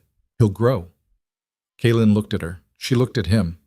The baby, between them, made another small sound, less emphatic this time, more tentative, as though he was testing the acoustics of his new world. "The men in the corridor," Liora said. "What happened?" "Resolved," Kaelin said. "The third one is in custody. Voss is being held." He paused. "It's over for tonight. And tomorrow?" "Tomorrow," he said, "is a different problem." But his eyes moved back to the child, and the word tomorrow had a quality it hadn't had yesterday. Something in it that was less calculation and more consequence, more weight, more personal investment. She watched him look at the child. She felt the coal in her chest. the small, persistent, burning thing she had been carrying for weeks, flare with something that was no longer deniable. "Kaylin," she said. He looked at her. She had been going to say something careful, something measured, something that acknowledged the complexity of what they were in without committing to what she didn't yet have evidence for. Instead, she said, "Do you want to hold him?" The question landed simply. He looked at the child, then at her, then at the child again. "Yes," he said, quietly, with the certainty he brought to everything he meant. Dessa repositioned the child with practiced efficiency, and Kaylin received him with hands that were, she noticed, because she noticed everything about his hands, careful in exactly the way she remembered. Not tentative, not afraid, steady and careful, and certain of themselves, the way his hands had been in a corridor 11 months ago when she was falling and he caught her. She stared. The coal in her chest was burning very brightly now. "I know those hands." She did not say it. Not yet. She sat very still and watched the king hold the child, watched the controlled, armored face do something extraordinary in the low gold light of the afternoon, something real and unguarded and enormous. And she kept the knowledge in her chest where it was burning, and she thought, not yet. Not until I'm sure. Not until I have more than a feeling in the dark. Kaylin looked at the child for a long moment. Then he said very quietly, almost to himself, "He looks—" He stopped. Leora's breath caught. "What?" she asked. Her voice was very careful. He shook his head slightly, looked up at her with an expression that was doing that thing again. The thing where something moved in it, quickly, like something surfacing and being pressed back down. "It's nothing. I just—" Another pause. "He looks familiar, which doesn't make sense." The air between them was very still. "No," Liora said after a moment. Her heart was beating with a clarity that had nothing to do with the afternoon. "I suppose it doesn't." She looked at him. He looked at her. The baby made a small, decisive sound. Outside, the last of the afternoon light was going, the gold deepening into amber, the shadows lengthening across the floor, and somewhere in the building Aldous was managing the aftermath of a crisis, and Voss was in a formal holding room composing his outrage into legally appropriate language, and the kingdom was turning on its axis exactly as it always had. And in this room, in the particular stillness of it, something was happening that neither of them had the language for yet, but that both of them, in their different ways, could feel assembling itself. A truth. Patient. Moving slowly and with absolute certainty toward the moment when it would no longer be possible to call it anything else. It was Dessa who found it. She was doing the final checks, the routine accounting of a healthy birth, the thorough and practiced review that she had done 1,000 times, when she went still. Not alarmed. Dessa, Liora had come to understand, did not go alarmed. She went still, which was different, and had a different quality of stillness than the stillness of everything being fine. "What?" Liora said. Dessa looked at her, then at Kaylin. Her expression was entirely unreadable in the way of a woman choosing her words with extraordinary care. "His shoulder," she said. Kaylin moved the edge of the swaddle. They both looked. On the child's left shoulder, small, precise, impossibly clear, was a birthmark in the shape of a crescent moon. Not the vague, smudged kind that could be read as almost anything. A clean crescent, narrow and curved, exactly as though it had been drawn there deliberately. The room was very quiet. Liora looked at the mark. She looked at Kaylin. His face had gone through something she had never seen it do before. Not the controlled precision, not the careful management of expression, but something prior to all of that. Something that happened before the control engaged. His eyes were fixed on the mark on the child's shoulder with an intensity that she recognized, with the sudden clear certainty of a woman who has been carrying a piece of a puzzle without knowing she had it, as the look of a man who has just seen something he already knew in a place he didn't expect to find it. "That mark," she said carefully. "What is it?" He was very still. "Kaylin." Her voice was steady. Everything in her was very steady and very focused, and the coal in her chest was no longer smoldering. It was burning with a light that was about to become impossible to contain. "What is that mark?" He looked up at her, and she saw it, clearly, finally, without the fog of the dream-wort or the blur of shock or the careful distance of an arrangement. She saw the night, not the details, the feeling. The steadiness in the spinning hall and the cold corridor and the moonlit room and the warmth underneath the cold and the hands that caught her when she fell. She saw it in his face. She said his name, not the title, not carefully, just his name, the way it sounded when it was the most important thing in a sentence. Kaylin. He looked at her. And what was in his face? Under all the armor, under the 6 years of a king who had decided which version of himself was most useful, under every careful and calculated layer of the man who had built himself into someone the realm could not afford to lose, was the face of a man who has just found something he did not know he was missing until this exact moment. The crescent mark. The child's face. Her face. "The Moon Council gathering," he said. His voice had a quality she had never heard in it before. 11 months ago. Her breath had gone. "The side chamber," he said. "The wine. I was—" He stopped. "I couldn't find you. Afterward, I couldn't—" His jaw tightened. "I looked. I didn't know your name. I only had—" "Impressions," she said. The word came out barely above a whisper. "Yes." He looked at her with the expression of a man who has just had 11 months of something that was nameless become, in the space of a single moment, perfectly and devastatingly named. "How long have you known?" "I didn't know," she said. "I suspected. The eyes." She paused. "Your hands." She watched his face.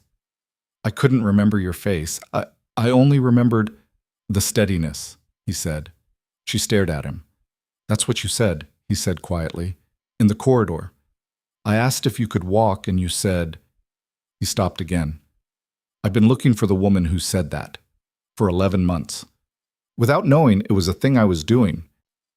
His eyes moved to the child, to the crescent mark, back to her. "He's mine." The words sat between them. Not the arrangement's words. Not the political claim delivered to a courtroom. Something prior to all of that, and larger than all of that, with the weight of truth that has been true all along and is simply, finally, being said out loud. "He was always yours," Liora said. Kaylin looked at her. She looked at him. The child in his arms made a small, unhurried sound, entirely unconcerned with the magnitude of the moment, requiring nothing from it except warmth. Outside the windows, the last of the light was gone. The night had arrived. And in the quiet of it, in that room, in the particular stillness of something that had always been true finally becoming visible, nothing moved and everything changed. Neither of them slept that night, not because the child wouldn't allow it, though he made his presence known with the reliable frequency of a newborn who has discovered that the world responds to sound, but because the room itself had become something different after what had passed between them in that last hour of light, and neither of them knew quite how to inhabit the new version of it. Dessa left at the second hour of the night, satisfied with her patient and the child, with the professional warmth of a woman who understood that her work was done and that the room needed to become private again. Petra fell asleep in the chair by the fireplace sometime around midnight, curled into it with the complete boneless surrender of extreme youth and genuine exhaustion. The 2 guards remained at their post outside the door. Kaylin stayed. He had moved the chair closer to the bed. Not presumptuously, not dramatically, just the practical geometry of a man who intended to remain present and saw no point in doing it from a distance. He sat with his elbows on his knees and his hands loosely clasped and watched the child sleep on Liora's chest with the particular intensity of someone cataloging something they are afraid might disappear if they stop paying attention. Liora watched him watch the child and thought about everything that had been said and everything that hadn't, and held the warmth of her son's weight against her chest like the most real thing she had ever held. The crescent mark.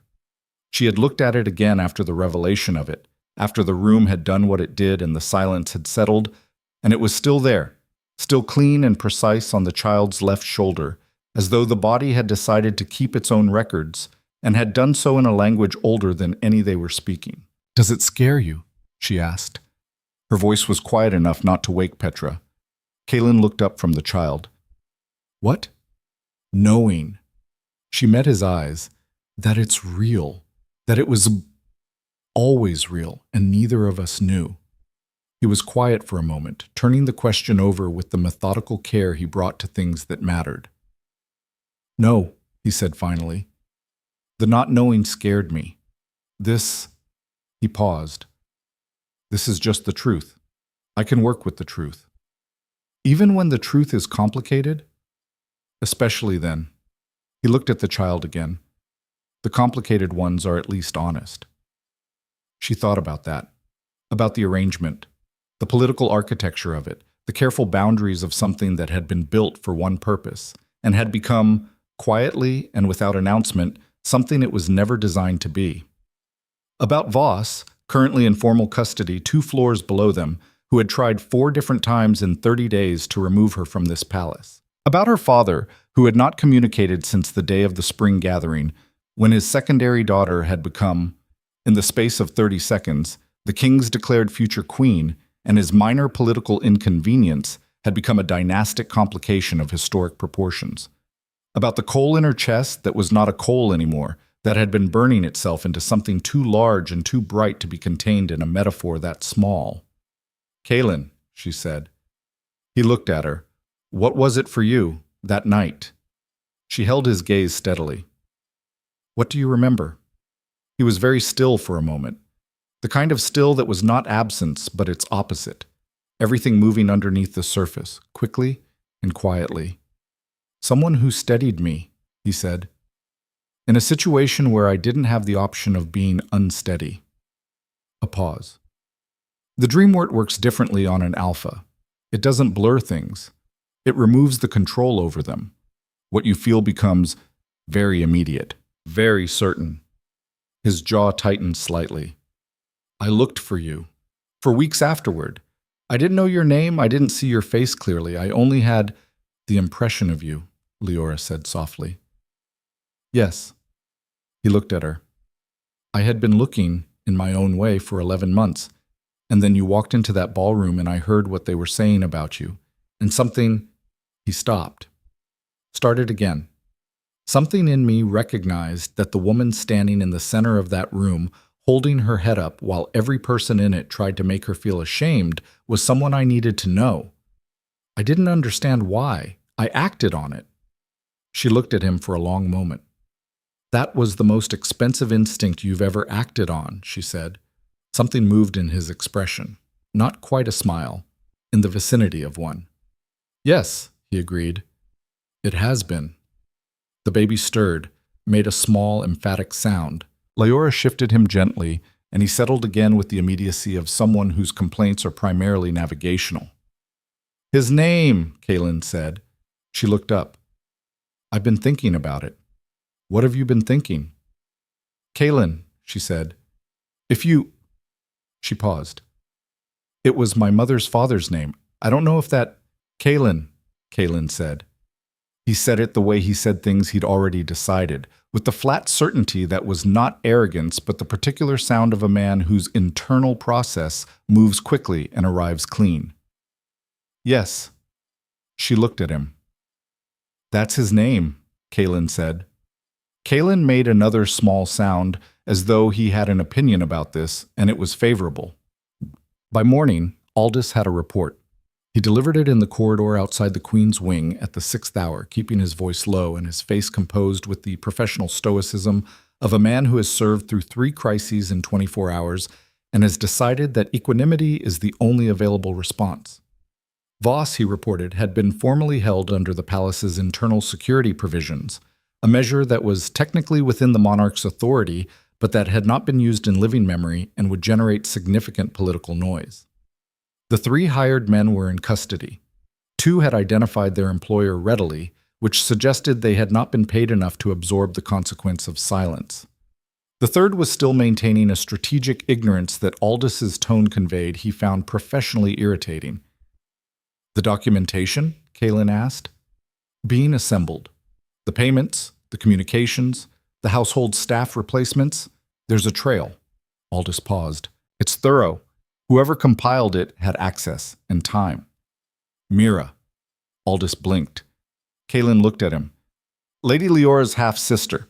She was at the spring gathering. She would have had access to Voss through her father's political networks, and she would have had motivation to... He stopped. Chose his next words.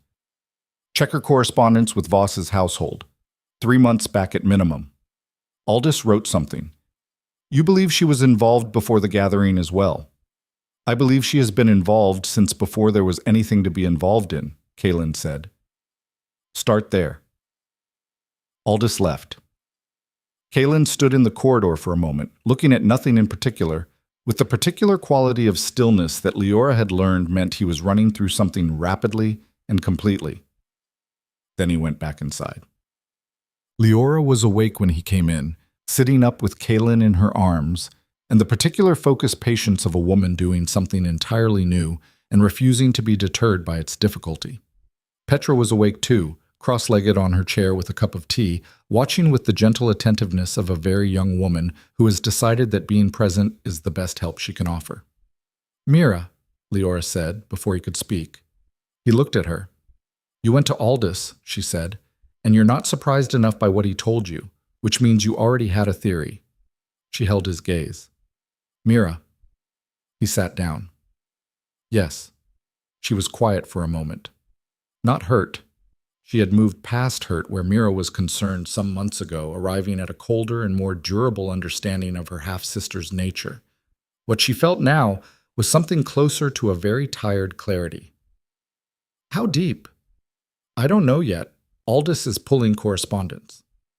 She would have covered it carefully, Liora said. She's been covering things carefully her whole life. A pause. But she tends to underestimate the people around her. She always has. It's the one consistent flaw. She looked at him. She never thought I'd say yes to you. She thought the public shame would be permanent. She built on that assumption. And when it wasn't permanent, she pivoted to Voss, Liora said, who had independent reasons to want me gone, which made him useful, and who probably believed he was using her while she was using him. She shifted Kaelin slightly. They both made the same mistake. What mistake? She met his eyes. They thought the problem was the arrangement, that if the arrangement fell apart, everything falls apart with it. She looked down at Kaelin. They didn't account for the possibility that the arrangement might become something else. The room was quiet for a moment. Has it? Kaelin asked. His voice was careful in a way that meant he had chosen the question deliberately and was prepared for either answer. Liora looked at him. You know it has, she said. Mate. The days that followed had a different quality than the ones before. Not easier. The political aftermath of Voss's arrest and the investigation into Mira's correspondence and the council's ongoing agitation was, if anything, more demanding than the ambient hostility of the preceding weeks. The difference was in the texture of it. The difference was that Liora was no longer navigating it alone. She recovered from the birth with the disciplined efficiency of someone who has decided that the world is not going to wait for her to be ready, and so she might as well get ready quickly. Dessa visited daily, pronounced her progress excellent, and offered opinions on palace politics that were precise and unvarnished, and that Liora found more useful than the carefully managed information she received through official channels. Kaelin thrived. This was in the context of everything else that was happening, the fact that mattered most to Liora, and that she returned to whenever the weight of the rest of it became too heavy. He was healthy and loud and had already developed, in the first week of his existence, a personality that could only be described as opinions. He had his father's eyes, the silver-dark intensity of them, which at this age looked simply alert and focused and somewhat accusatory, and his mother's dark hair, and the crescent mark on his left shoulder that had already been documented by the Royal Archive with the gravity befitting a sign of legitimate royal lineage. The mark had, in the way of things that are too significant to remain private, become known. Aldous reported that the court was discussing it in the particular feverish register of people who have been handed something that confirms one story while demolishing several others. The narrative was shifting in real time. The disgraced daughter of House Vale had become, overnight, the woman who had been carrying the king's son all along. The true heir, the legitimate line, Everything Voss had spent months trying to prevent. The whispers that had followed Liora for a year were not gone. Exactly. Whispers of that size and that long a duration do not simply evaporate, but their character had changed. They had lost their certainty, their easy contempt, and gained in its place the slightly unstable quality of a story that people are in the process of revising. She did not gloat. She had neither the energy nor the interest in it. She had a son who needed feeding every 2 hours and a kingdom that needed managing, and a man sitting in the chair by her fire who was, in his careful and methodical way, relearning how to be in a room with someone without the armor fully engaged. She found that last part the most interesting. So, the conversation about Mira happened on the 5th day. Aldous brought the compiled correspondence in the morning, a bound portfolio that he presented to Kaelin with the expression of someone delivering something distasteful but necessary. They read it together, Kaelin at the desk, and Liora at the window with Kaelin sleeping against her shoulder. And the picture that assembled itself across the pages was as thorough and cold as Liora had predicted. Mira had made contact with Voss's household 8 days after the spring gathering announcement. She had framed it, in the early letters, as a concerned family member seeking guidance regarding her sister's mental stability and fitness for the role she had been precipitously assigned. The framing was perfect, sympathetic, measured, exactly the kind of language that made it difficult to characterize as malicious, while being, at its core, entirely and deliberately so. As the correspondence progressed, it became less careful. The healer's name appeared in a letter 6 weeks before the birth. The carriage arrangement appeared 2 weeks later. The household staff replacements, the East Gate schedule, the secondary corridor access, all of it, methodically assembled over weeks, in language that was still technically deniable, but had long since stopped pretending to be concerned. Liora read it without speaking. When she reached the last page, she set the portfolio down on the window seat and looked out at the garden for a moment. She worked very hard, she said finally, a remarkable amount of effort. Yes, Kaelin said. She always did, when she wanted something badly enough. Liora looked at the garden. She wanted me gone, not dead. Mira has always been too careful for that kind of irreversibility. She wanted me removed, discredited. The child's parentage made ambiguous enough that the arrangement collapsed on its own. A pause. If I had been taken last night, and Kaelin had been born outside the palace, and the birth had no royal witnesses, she would have spent the next year building a very convincing case that the whole thing had been my fabrication from the beginning. She won't, Kaelin said, have the opportunity. No. Liora turned from the window. What will you do? Formally charge her as a co-conspirator in the attempt against the heir. He said it with the flat precision of someone who has already decided. She will face the same process as Voss. My father. A pause. His involvement is less clear. He may have been willfully ignorant rather than active. He knew Mira, Liora said. He has always known exactly what Mira is. Willful ignorance is its own choice. She met his eyes. I'm not asking you to protect him. I'm asking you to be accurate about what he chose and what that cost. Kaelin looked at her steadily. Accurate, he said, is what I intend to be. She nodded once. She was, she realized, not grieving. She had grieved this, her father's willingness to look away from what his other daughter was doing to her. Over 8 long months in a household where she had been quietly erased. She had done that work already. What she felt now was not loss, but the clean, cold finality of an accounting completed. There's something else, Kaelin said. She looked at him. He stood, moved to the desk, and produced a second document, not from the portfolio, a separate one, official in its weight and format. He held it for a moment with an expression she had learned to read as him choosing his approach. The Council has formally petitioned for a review of my use of sovereign prerogative, he said, which was expected. They've also petitioned SAS in a separate document through separate channels, which tells you something about the political maneuvering involved, for a postponement of any marriage announcement pending the investigation. He paused. They're trying to use Voss's arrest as a reason to delay, on the grounds that the arrangement was allegedly influenced by a conspiracy, and therefore its legitimacy needs to be reviewed, Liora said. Yes. She was quiet for a moment. Kaylin stirred against her shoulder, made a small sound, subsided. They want to separate the child from the marriage question, she said. Grant the heir's legitimacy. They don't have a legal case against the mark. They know that. But leave my position unresolved. Precisely. Which puts me back where I was 3 weeks ago. Except with a child who is now the legitimate royal heir and a mother whose status is still technically provisional, Kaylin said. The word came out with a specific quality of dislike. Their word. She held his gaze. That's not a small problem. No, he agreed, it isn't. If my status is provisional, then everything I do in this palace, every conversation I have, every position I take, every time I walk into a room and expect to be heard, is contestable.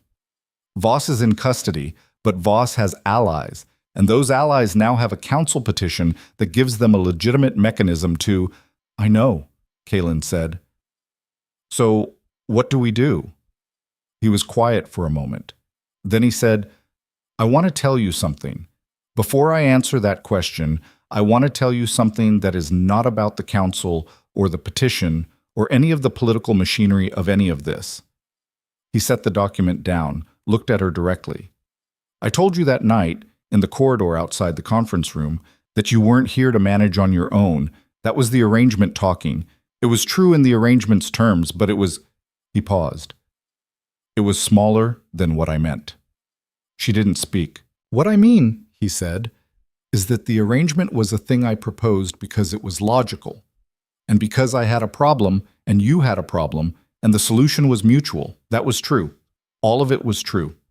He held her gaze. And it has been true for weeks now that what is between us is not an arrangement. You know that. I know that. The only thing that hasn't happened is saying it out loud, which is— His jaw tightened slightly, which is something I am doing now. The room was very quiet. I fell in love with you twice, he said. Once in a room I can't fully remember, and once in every room after that. And I understand if the first one is complicated. I understand if none of this is what you would have chosen. I understand if the distance you've been maintaining is protective and reasonable and necessary. He did not look away. But I need you to know that my answer to the council's petition is not political. It is not calculated. And it is not going to change regardless of what you say to me right now. Liora looked at him. She thought about the coal in her chest. The thing that had been burning for weeks. The thing she had named and named again. The specific quality of his presence in a room.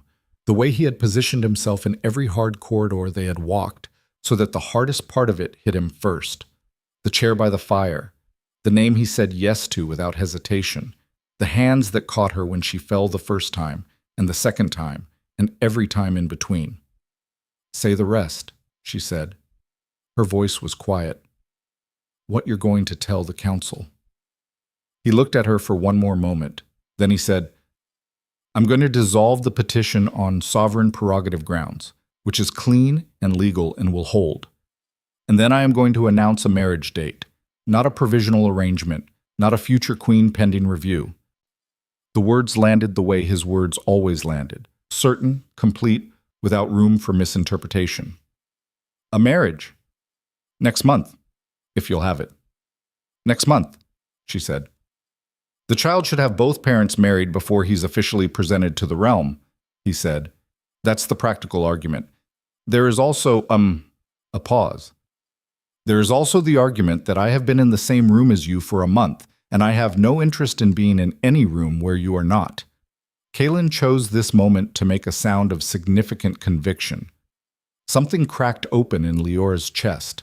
Not painfully, not the way things had been cracking open for a year, the painful kind that left edges. Something that opened the way a window opens on a cold morning, all at once, and lets in the light and the air together and changes the temperature of everything. Kaylin, she said. Yes, he said. The second time you fell in love with me, she said carefully. When was the second time? He thought about it for exactly 2 seconds. The council chamber. When you told Voss you wanted to understand the word he was reaching for. Something moved in his expression. I had spent 6 years watching people perform strength in that room. You were the first person I had seen simply have it. She looked at him. I've been in love with you since before I knew who you were, she said. Both times. She held his gaze. Yes. Next month. He came across the room to her. He sat on the edge of the bed, which was the most informal thing she had ever seen him do, and he looked at her, and then at Kaylin, and then at her again. And his face was doing something she had never seen it do in all the weeks of careful observation, something entirely unguarded and warm and entirely real. He reached out and put his hand over hers, the one that was holding Kaylin, and she felt the warmth of it all the way through her. I should have looked harder, he said. After the gathering, I should have... You didn't know my name, she said. I should have found it. You found me, she said. In the end, he looked at her. Yes, he said. I found you. Mas, they had 4 days. 4 days of the altered thing, the warmer, open thing, the thing that was no longer an arrangement in anything but administrative technicality. 4 days of Kaylin spending the mornings with the council and the afternoons with her, sitting in the chair that was now understood to be his chair, talking in the easy way of people who have decided they don't need to perform anymore. 4 days of Kaylin growing incrementally louder and more opinionated. 4 days of Petra observing everything with barely contained delight and making absolutely no attempt to hide it. 4 days, and then the interrogation of the third hired man broke open something larger than any of them had anticipated. Aldous came to them together. She and Kaylin were both in her chambers when he arrived, which said something about how 4 days had changed the default state of things.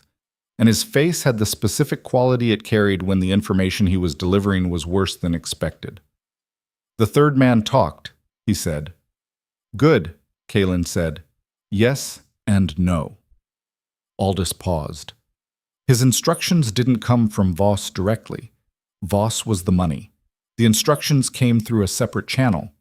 Someone with knowledge of the palace's interior layout that goes beyond what Voss could have assembled through his own networks. Mira, Liora said. Yes, partly, but Mira's involvement was in the early planning. The final instructions, the ones given in the 48 hours before the attempt, came through a different intermediary. Another pause. Someone currently inside the palace. Kaylin was very still. Who? Aldous told him. Liora watched Kaylin's face receive the information. It did not move. Not a single degree. She had come to understand the specific quality of stillness that meant something had registered as serious enough to require complete control, and the control was holding, but only just. You're certain, Kaylin said. The third man identified him by description. The secondary guard corroborated the timing. Aldous' voice was completely level. Yes. The name Aldous had given was not Voss, was not Mira, was not any of the expected players in the game that had been assembling itself around them. It was Lord Commander Soren, the head of the palace guard, the man who had been in charge of the security of this wing, the man who had deployed the guards and managed the lockdown and reported to Kaylin for 6 years, the man who had known every detail of the plan to keep Liora safe, and who had known, therefore, exactly how to work around it. Liora felt the air in the room change. He's still in the palace, she said. It was not a question. Yes, Aldous said. I came here directly from receiving the information. He is currently in the West Training Yard conducting the morning drills. He doesn't know we know. Kaylin stood.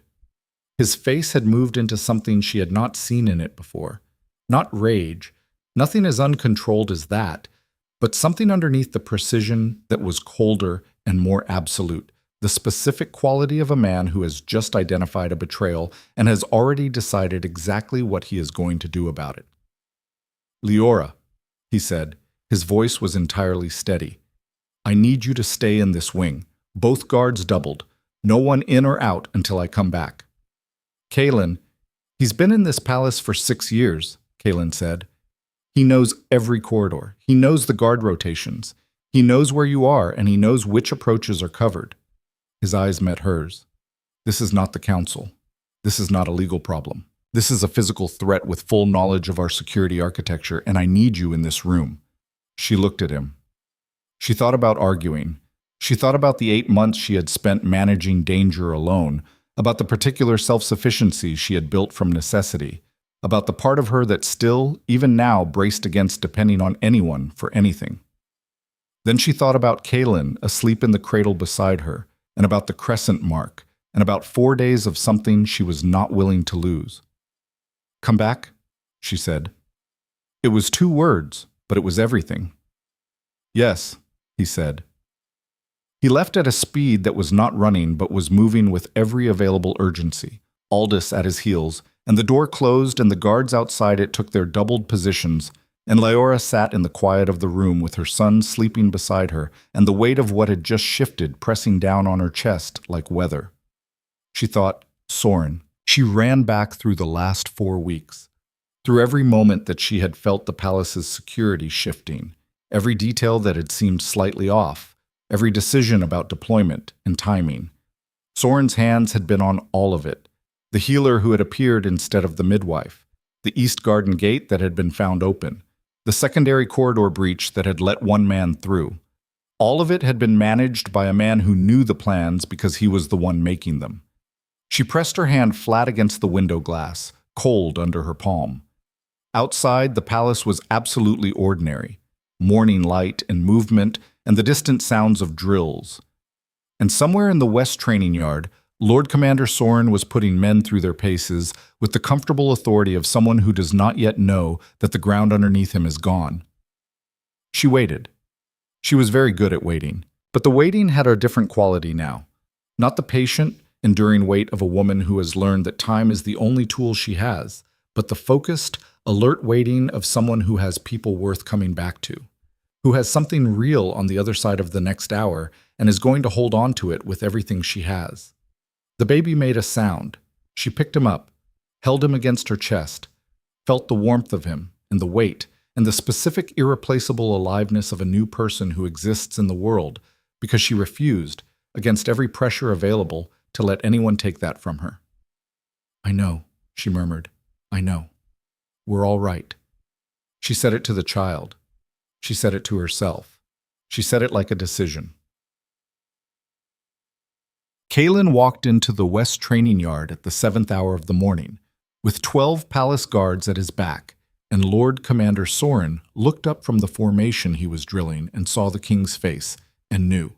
He ran. He made it 14 yards. Kaylin caught him at the edge of the yard where the stone wall met the training ground gate, and the 12 guards formed a perimeter, and Soren turned to face his king with the expression of a man calculating odds and finding them insufficient. "Your Majesty," Soren said. He was still using the title, a reflex, or possibly a gamble, the title as a reminder that the normal rules still applied, that even this could be processed through the ordinary channels of rank and protocol. 6 years, Kaylin said. His voice was very quiet. Soren's jaw tightened. 6 years, Kaylin said again, and the repetition was worse than anything louder would have been.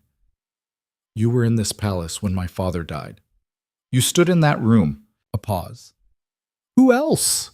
The question hung in the air of the training yard. The guards were very still. Soren looked at the king for a long moment, and then, with the particular calculation of a man who knows he is done and is choosing the shape of the ending, he said, "More than you want to know." Kaylin's expression did not change. "Take him," he said. And they did. In the Queen's wing, 4 floors above the training yard, Liora felt the moment the palace settled, felt it in the ambient sound of the building, the specific quality of a large place exhaling after something that has been held in tension finally resolves. It was not a dramatic thing.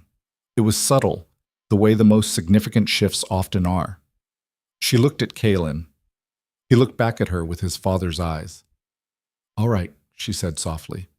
"We're past the worst of it." She didn't know, sitting there with the morning light growing and her son in her arms, exactly how much was still to come.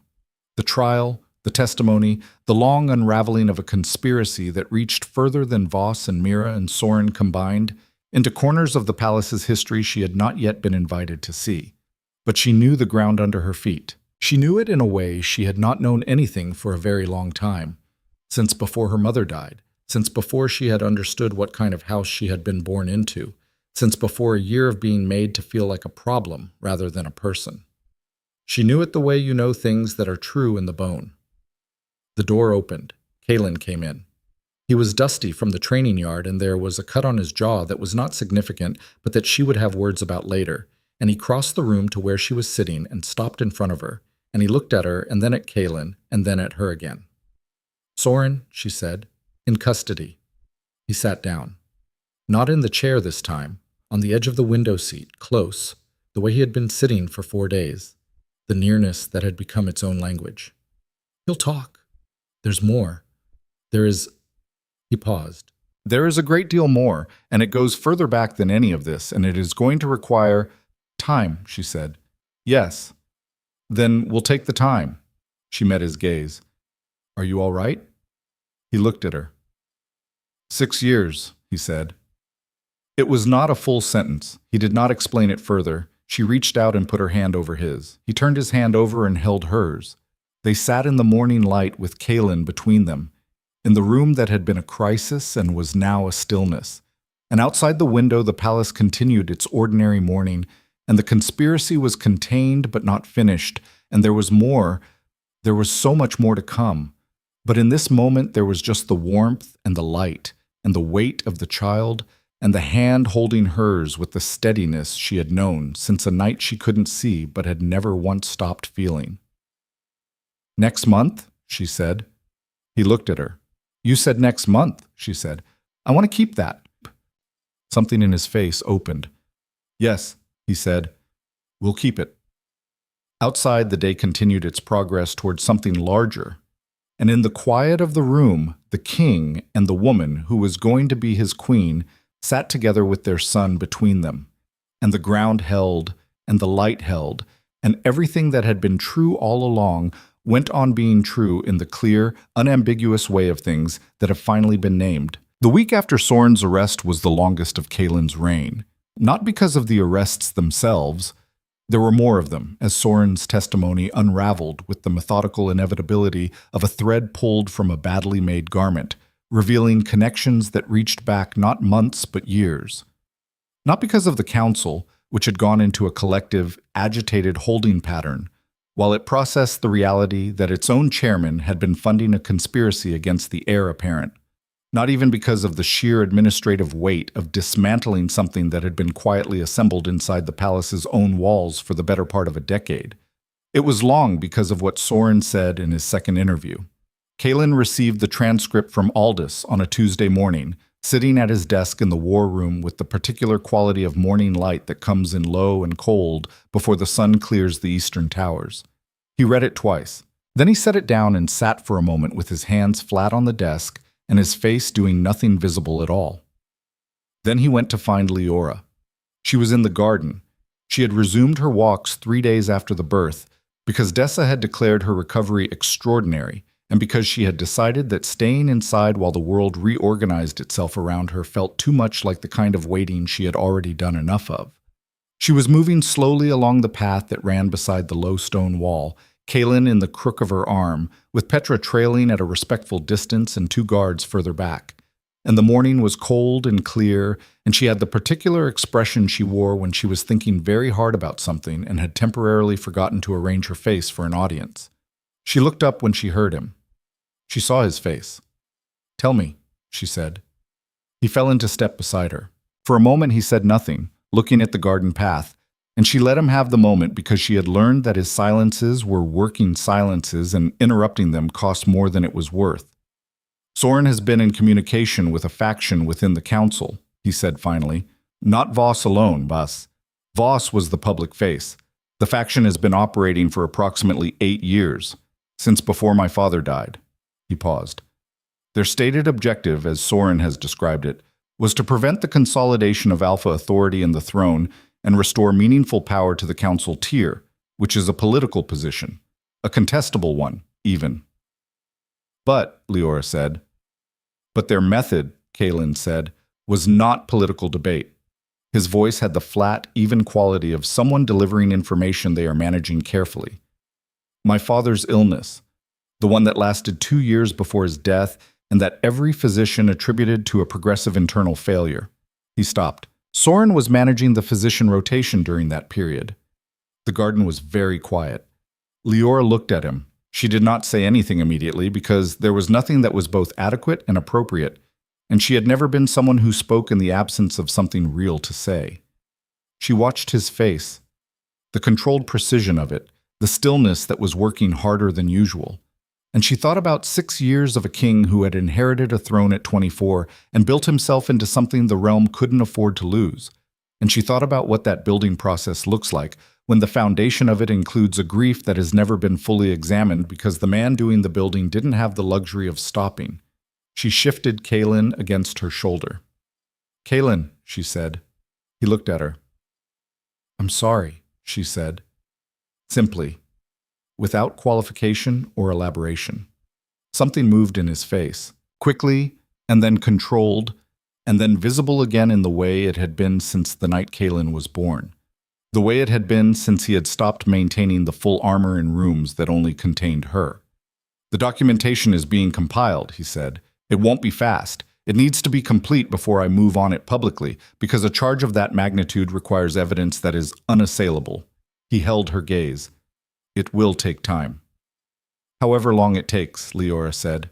"Yes." They walked for a moment in silence, the cold morning air moving through the garden, Kaelin making small contented sounds against her shoulder. "Does the council know that you know?" she asked. "Not yet. Soren gave me the information before his formal statement, which means it exists at this moment only in this conversation and in Aldis's notes." He paused. "The faction doesn't know the extent of what Soren has said. They believe his arrest is contained to the conspiracy against you and the child. So they think they're still protected." "Yes." "And that," Liora said quietly, "is where you want them." He looked at her sideways. "You're going to let them believe they're protected," she said, "while you build the case. You're going to let them walk into the next council session and sit down at that table and behave like men who have calculated the damage and found it survivable." She held his gaze. "And then when the evidence is complete, you're going to present it in a session they can't adjourn, in front of witnesses they can't discredit, in a room where the geometry is entirely yours." He was quiet for a moment. "You understand how this works," he said. "I've been watching you do it for a month," she said. "I'm a quick study." Something that was unmistakably a smile moved across his face, so brief, real, entirely his. "Yes," he said. "You are." Yet, the public trial of Chairman Aldrich Voss began on the 3rd week of the month, in the Grand Hall of the Capitol Palace, which had been converted for the purpose into a formal tribunal with seating for 600 observers drawn from noble houses across the realm. The choice of venue was not accidental. The last time the Grand Hall had been used for a public proceeding of this nature, Liora had been told by Aldis, was 40 years ago. A land dispute of historic proportions that had reshaped the territorial arrangements of 3 western provinces. The choice of the Grand Hall was a statement, and the statement was, "This is not a procedural matter. This is the kingdom watching itself be held accountable."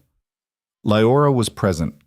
She had discussed this with Kaelin, and he had said it was her decision, that her presence was neither required nor expected, and that if she preferred to wait for the outcome through official reports, no one would question it. She had told him she would be there, and the quality of the certainty with which she said it had made him simply nod once and move on.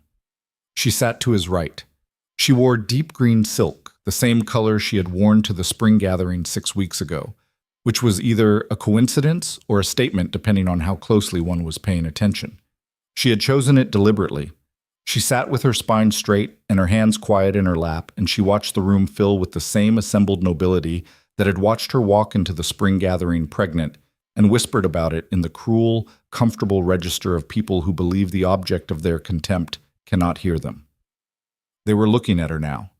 She looked back, not with triumph. She had thought about this carefully and decided that triumph was not what she was after. Triumph was a performance for other people's benefit, and she was done performing. What she wore instead was the expression she had been building toward for an entire year, the clear, grounded, entirely undefended look of a woman who is exactly where she is supposed to be and has nothing left to prove about it. She watched them recalibrate. It happened in gradients, not in one clean moment. The people in that hall had been trained since birth to read rooms, to assess positioning and status with the rapid precision of an entire social order that organized itself around such things.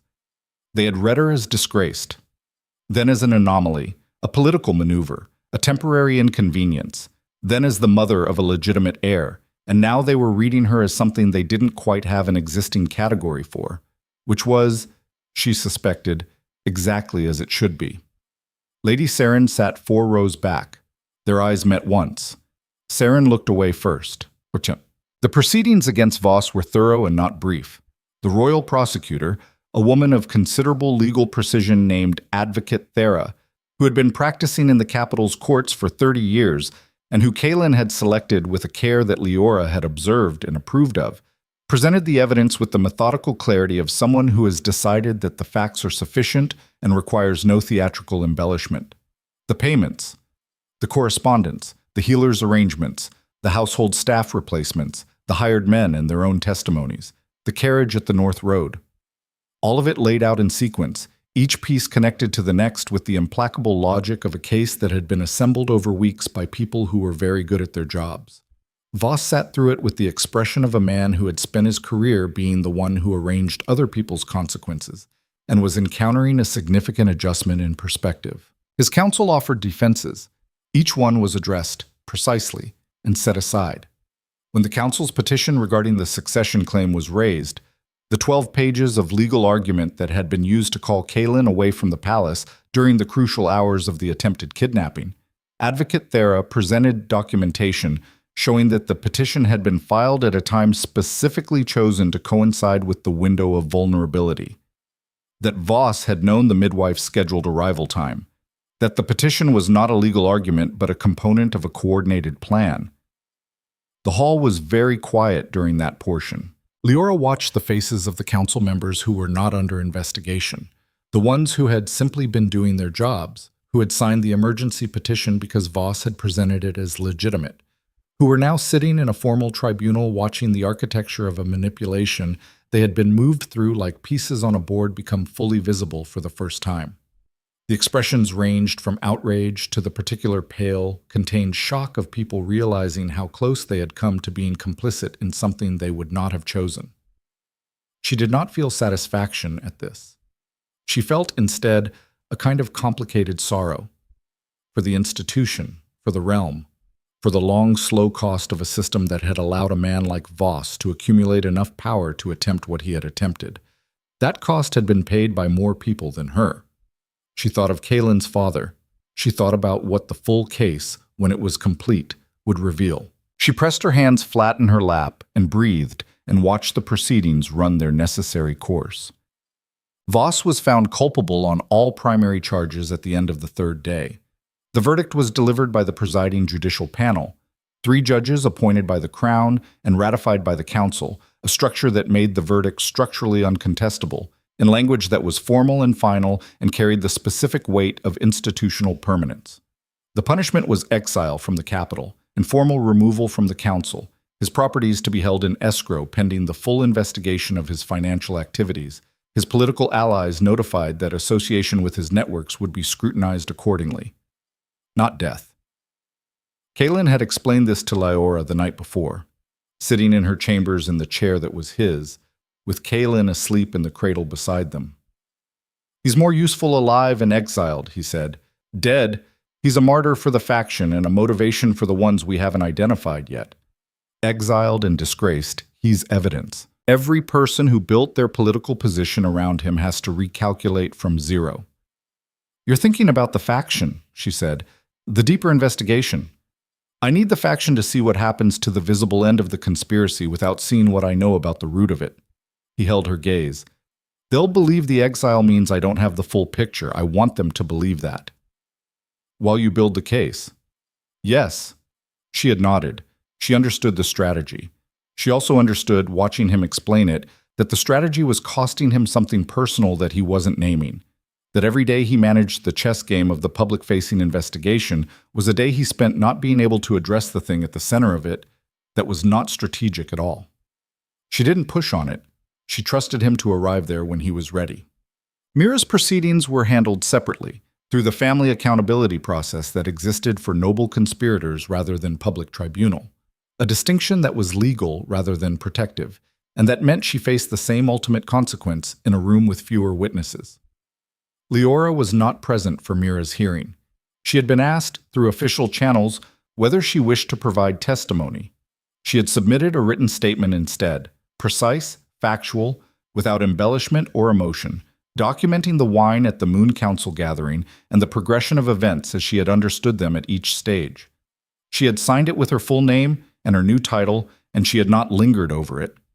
She heard, through Aldous, that Mira had offered 3 different versions of her involvement before settling on one that was largely accurate, which was what happened when the documentation was more complete than the accused anticipated. Her father's name appeared in the edges of Mira's correspondence, not as an architect, as Kaylin had assessed, but as someone who had chosen not to look at what his daughter was building.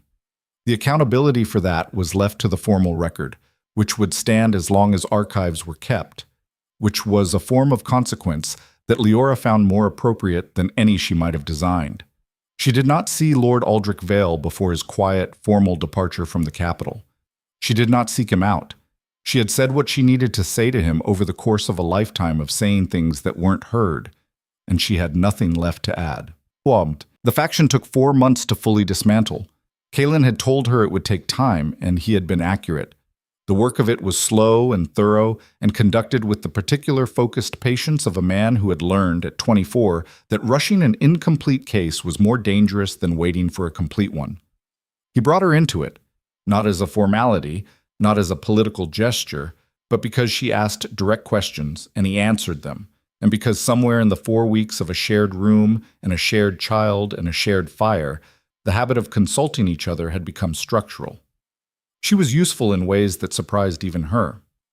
The faction, it turned out, had a social dimension that the legal investigation had not fully mapped, a network of alliances and obligations, and carefully maintained relationships that moved through the nobility's drawing rooms and dinner tables rather than its official correspondence. Liora understood this network with the bone-deep fluency of someone who had grown up in its shadow, who had spent 22 years watching from the outside how power organized itself in the spaces between formal power. She began meeting with the wives, not conspiratorially. Everything she did openly, documented, with Kaylin's awareness and the palace's administrative record.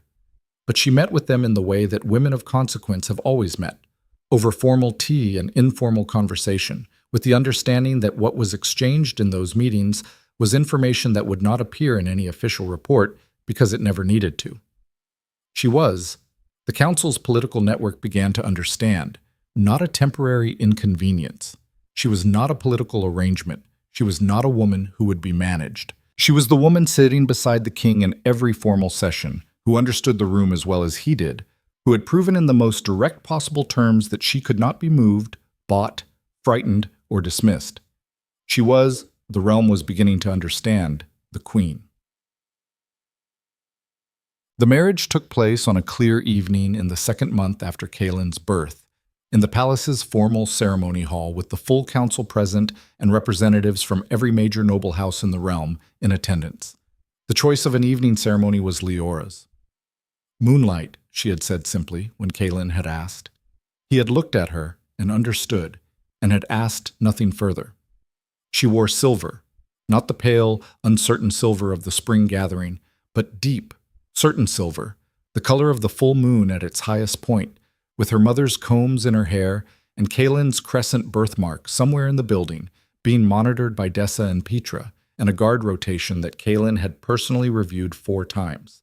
She walked the length of the ceremony hall alone. This was not the tradition. The tradition was to be escorted by a father, a brother, the eldest male relation present. She had no male relation present who was there in good faith. And she had discussed this with Kaylin, and he had said, in his flat and certain way, "Walk it however you want to walk it." So she walked it alone. And the hall watched her. The full assembled council, the noble houses, the representatives of a kingdom that had spent a year watching her be diminished. And she walked the length of it with the clear, grounded, undefended expression of a woman who is exactly where she is supposed to be. And she held their attention the way she had learned to hold it. And she did not hurry. Kaylin waited for her at the far end. He was watching her with the expression she had come to love most, the unguarded one, the one that happened before the control engaged, the one that only existed in rooms that only contained her. He watched her walk toward him with the full focus of a man who has decided that this moment deserves his entire attention. She reached him. "You walked it alone," he said, very quietly. "I've been walking things alone for a long time," she said. "This is the last one." His expression did the thing it did. The ceremony was brief by design. Kaylin had no patience for elaborate ceremonial, and she had no need for it. What was said between them was formal and legally precise and entirely sufficient. What was true between them was larger than ceremony and didn't require it.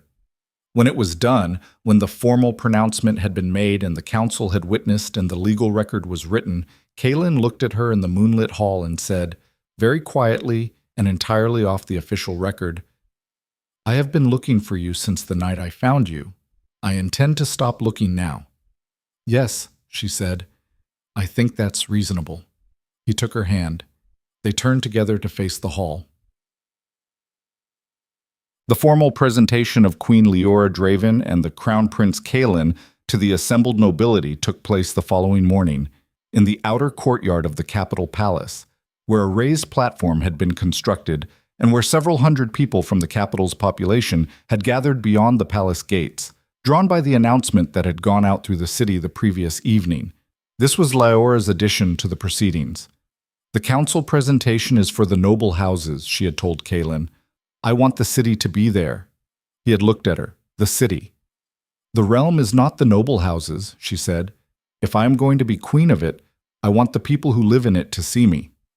"They will see you plenty," he said. "You will be queen for a very long time." "I want them to see me today," she said, "when it's new, when they can watch it happen." He had arranged the outdoor presentation without further argument. She stood on the platform in the morning light with Kaylin in her arms and Kaylin beside her, and she looked out at the crowd beyond the gate, the ordinary people of the capital, clustered at the iron railings, craning to see, loud with the specific vibrant energy of a crowd that has come to witness something. And she felt something in her chest that she had not felt in any of the formal rooms, any of the council sessions, any of the careful geometry of power that she had been learning to navigate. She felt the simple, unqualified rightness of being seen, not judged, not assessed, seen. A woman in the front of the crowd, middle-aged, unremarkable, the kind of person who exists in the background of every official portrait without ever being named, cupped her hands around her mouth and called out something. Liora couldn't catch the words above the noise, but she could read the face, and the face was saying, "There she is." She held Kaylin up, just slightly, so the crowd could see him. The noise that came back was enormous. Kaylin, to his considerable credit, did not cry.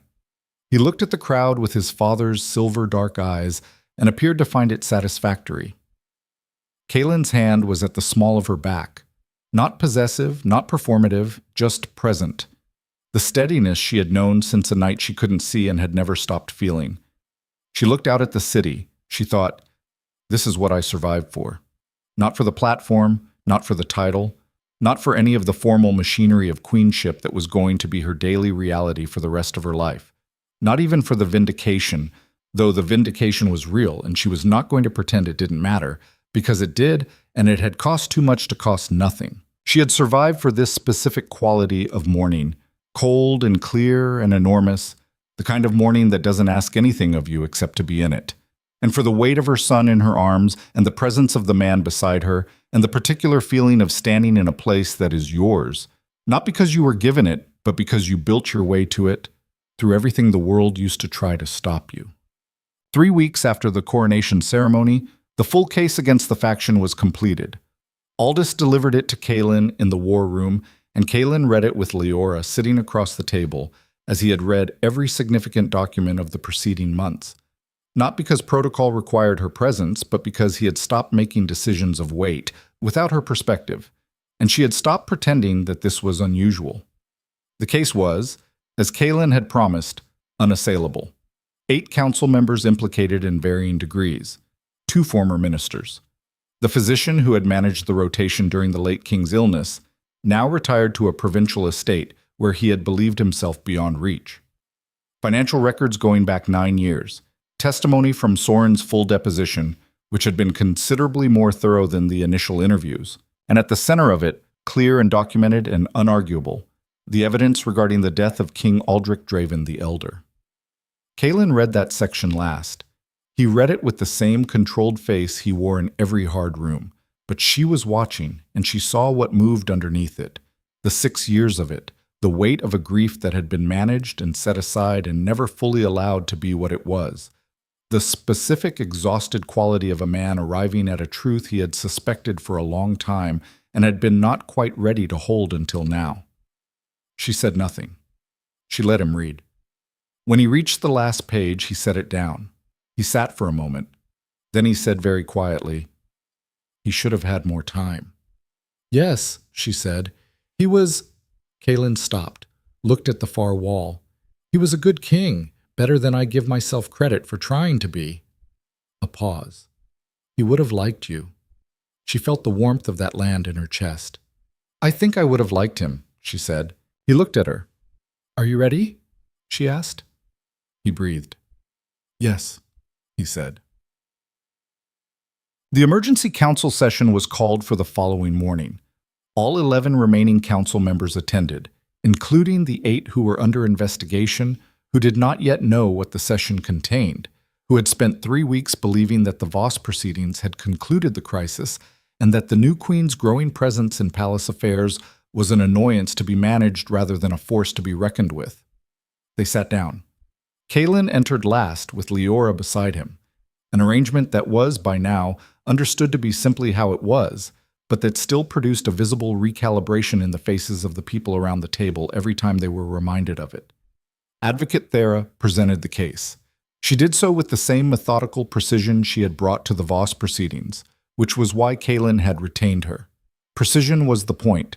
Precision was what made the case uncontestable in the ways that mattered. The 8 implicated members heard their names. The evidence was presented page by page. 3 of them, the ones whose involvement was peripheral, who had been aware but not active, went pale and very still in the particular way of people understanding that the ground they thought they were standing on has been documented beneath them. The other 5 tried various responses. One attempted an interruption that Advocate Thera addressed without pausing. One attempted to invoke procedural protections that did not apply to this category of charges. One looked at Kalen with the expression of a man making a calculation and finding definitively that it didn't work. The last 2 said nothing. When the physician's section was reached, the evidence regarding the late king's illness, the managed rotation, the financial transactions that connected the attending physicians to the faction's accounts, the hall went so quiet that Liora could hear her own breathing. She looked at the faces around the table. She looked at men who had spent 9 years believing they had covered their tracks completely, who had watched a 24-year-old king inherit a throne and calculated that youth and grief and the sheer weight of governance would mean he never looked too closely at the circumstances of his inheritance, who had spent those 9 years building a political architecture on the assumption that some things, once done, are simply left in the past. She thought of Kalen at 24, inheriting a grief and a throne simultaneously, and deciding, because he had no other option, to build himself into something that could hold both. She thought of what it cost. She looked at the men who had made him pay that cost and felt something cold and clear and entirely appropriate move through her. The proceedings concluded 3 hours after they began. The verdicts were not rendered that day. They required the formal judicial process that would take additional weeks. But the charges were read and entered into record, and the men around that table understood, with the precision of people who have spent their careers navigating power, that they were looking at the end of something. When the session was adjourned, Kalen stood. He looked at the faces around the table, at the 8 who were charged, at the 3 who had been peripheral, at the remaining members who were neither, who were simply the council doing its legitimate work and watching its chairman arrested and now watching this. And he said the last thing he said in that room. "The council exists to serve the realm," he said, "not to replace it. What has been laid out today is what happens when that distinction is forgotten." He paused. "It will not be forgotten again." He walked out. Liora walked beside him. The weeks that followed were the quietest of her life in the capital. Not without work, there was an enormous amount of work. The steady, unrelenting labor of a kingdom that requires constant governance, of a council that was being restructured from its foundations, of a public role that she was learning from the inside rather than from any prior preparation. She met with noble families and civic representatives and foreign envoys who were paying close attention to a realm that had just survived an internal crisis and come out of it not weakened but reorganized. She read everything. She formed opinions and expressed them to Kalin in the evenings, and he engaged with them with the direct, unsentimental attention of someone who has decided that the most useful person in a room is the one who tells him what is actually true. She found, to her own occasional amazement, that she was good at it, not in the polished, performance-trained way of someone who has been prepared for a public role from birth, but in the substantive way of someone who has spent a lifetime paying close attention to how power actually moves and has strong opinions about the difference between what is said and what is real. Kalin grew. He grew with the focused efficiency of someone who has things to do, and the things he was currently focused on were eating and observing the world with those silver dark eyes and conducting regular surveys of the sound levels available to him. Dessa visited weekly and declared him exceptional, which Liora suspected she said to every mother, but which she also suspected, in Kalin's particular case, was accurate. Petra had been given a formal position on the Queen's household staff, senior attendant, a title she wore with the barely contained delight of someone who is 17 and has been part of something significant and knows it. She had developed opinions about palace politics that were sharp and funny, and that Liora found consistently useful in ways she had stopped being surprised by. Old Yenna's words came back to her sometimes, in the quiet evenings. They'll all look like fools eventually. You just have to wait long enough. She had waited, and they had. The last formal act of the restructuring happened on the morning of the second month.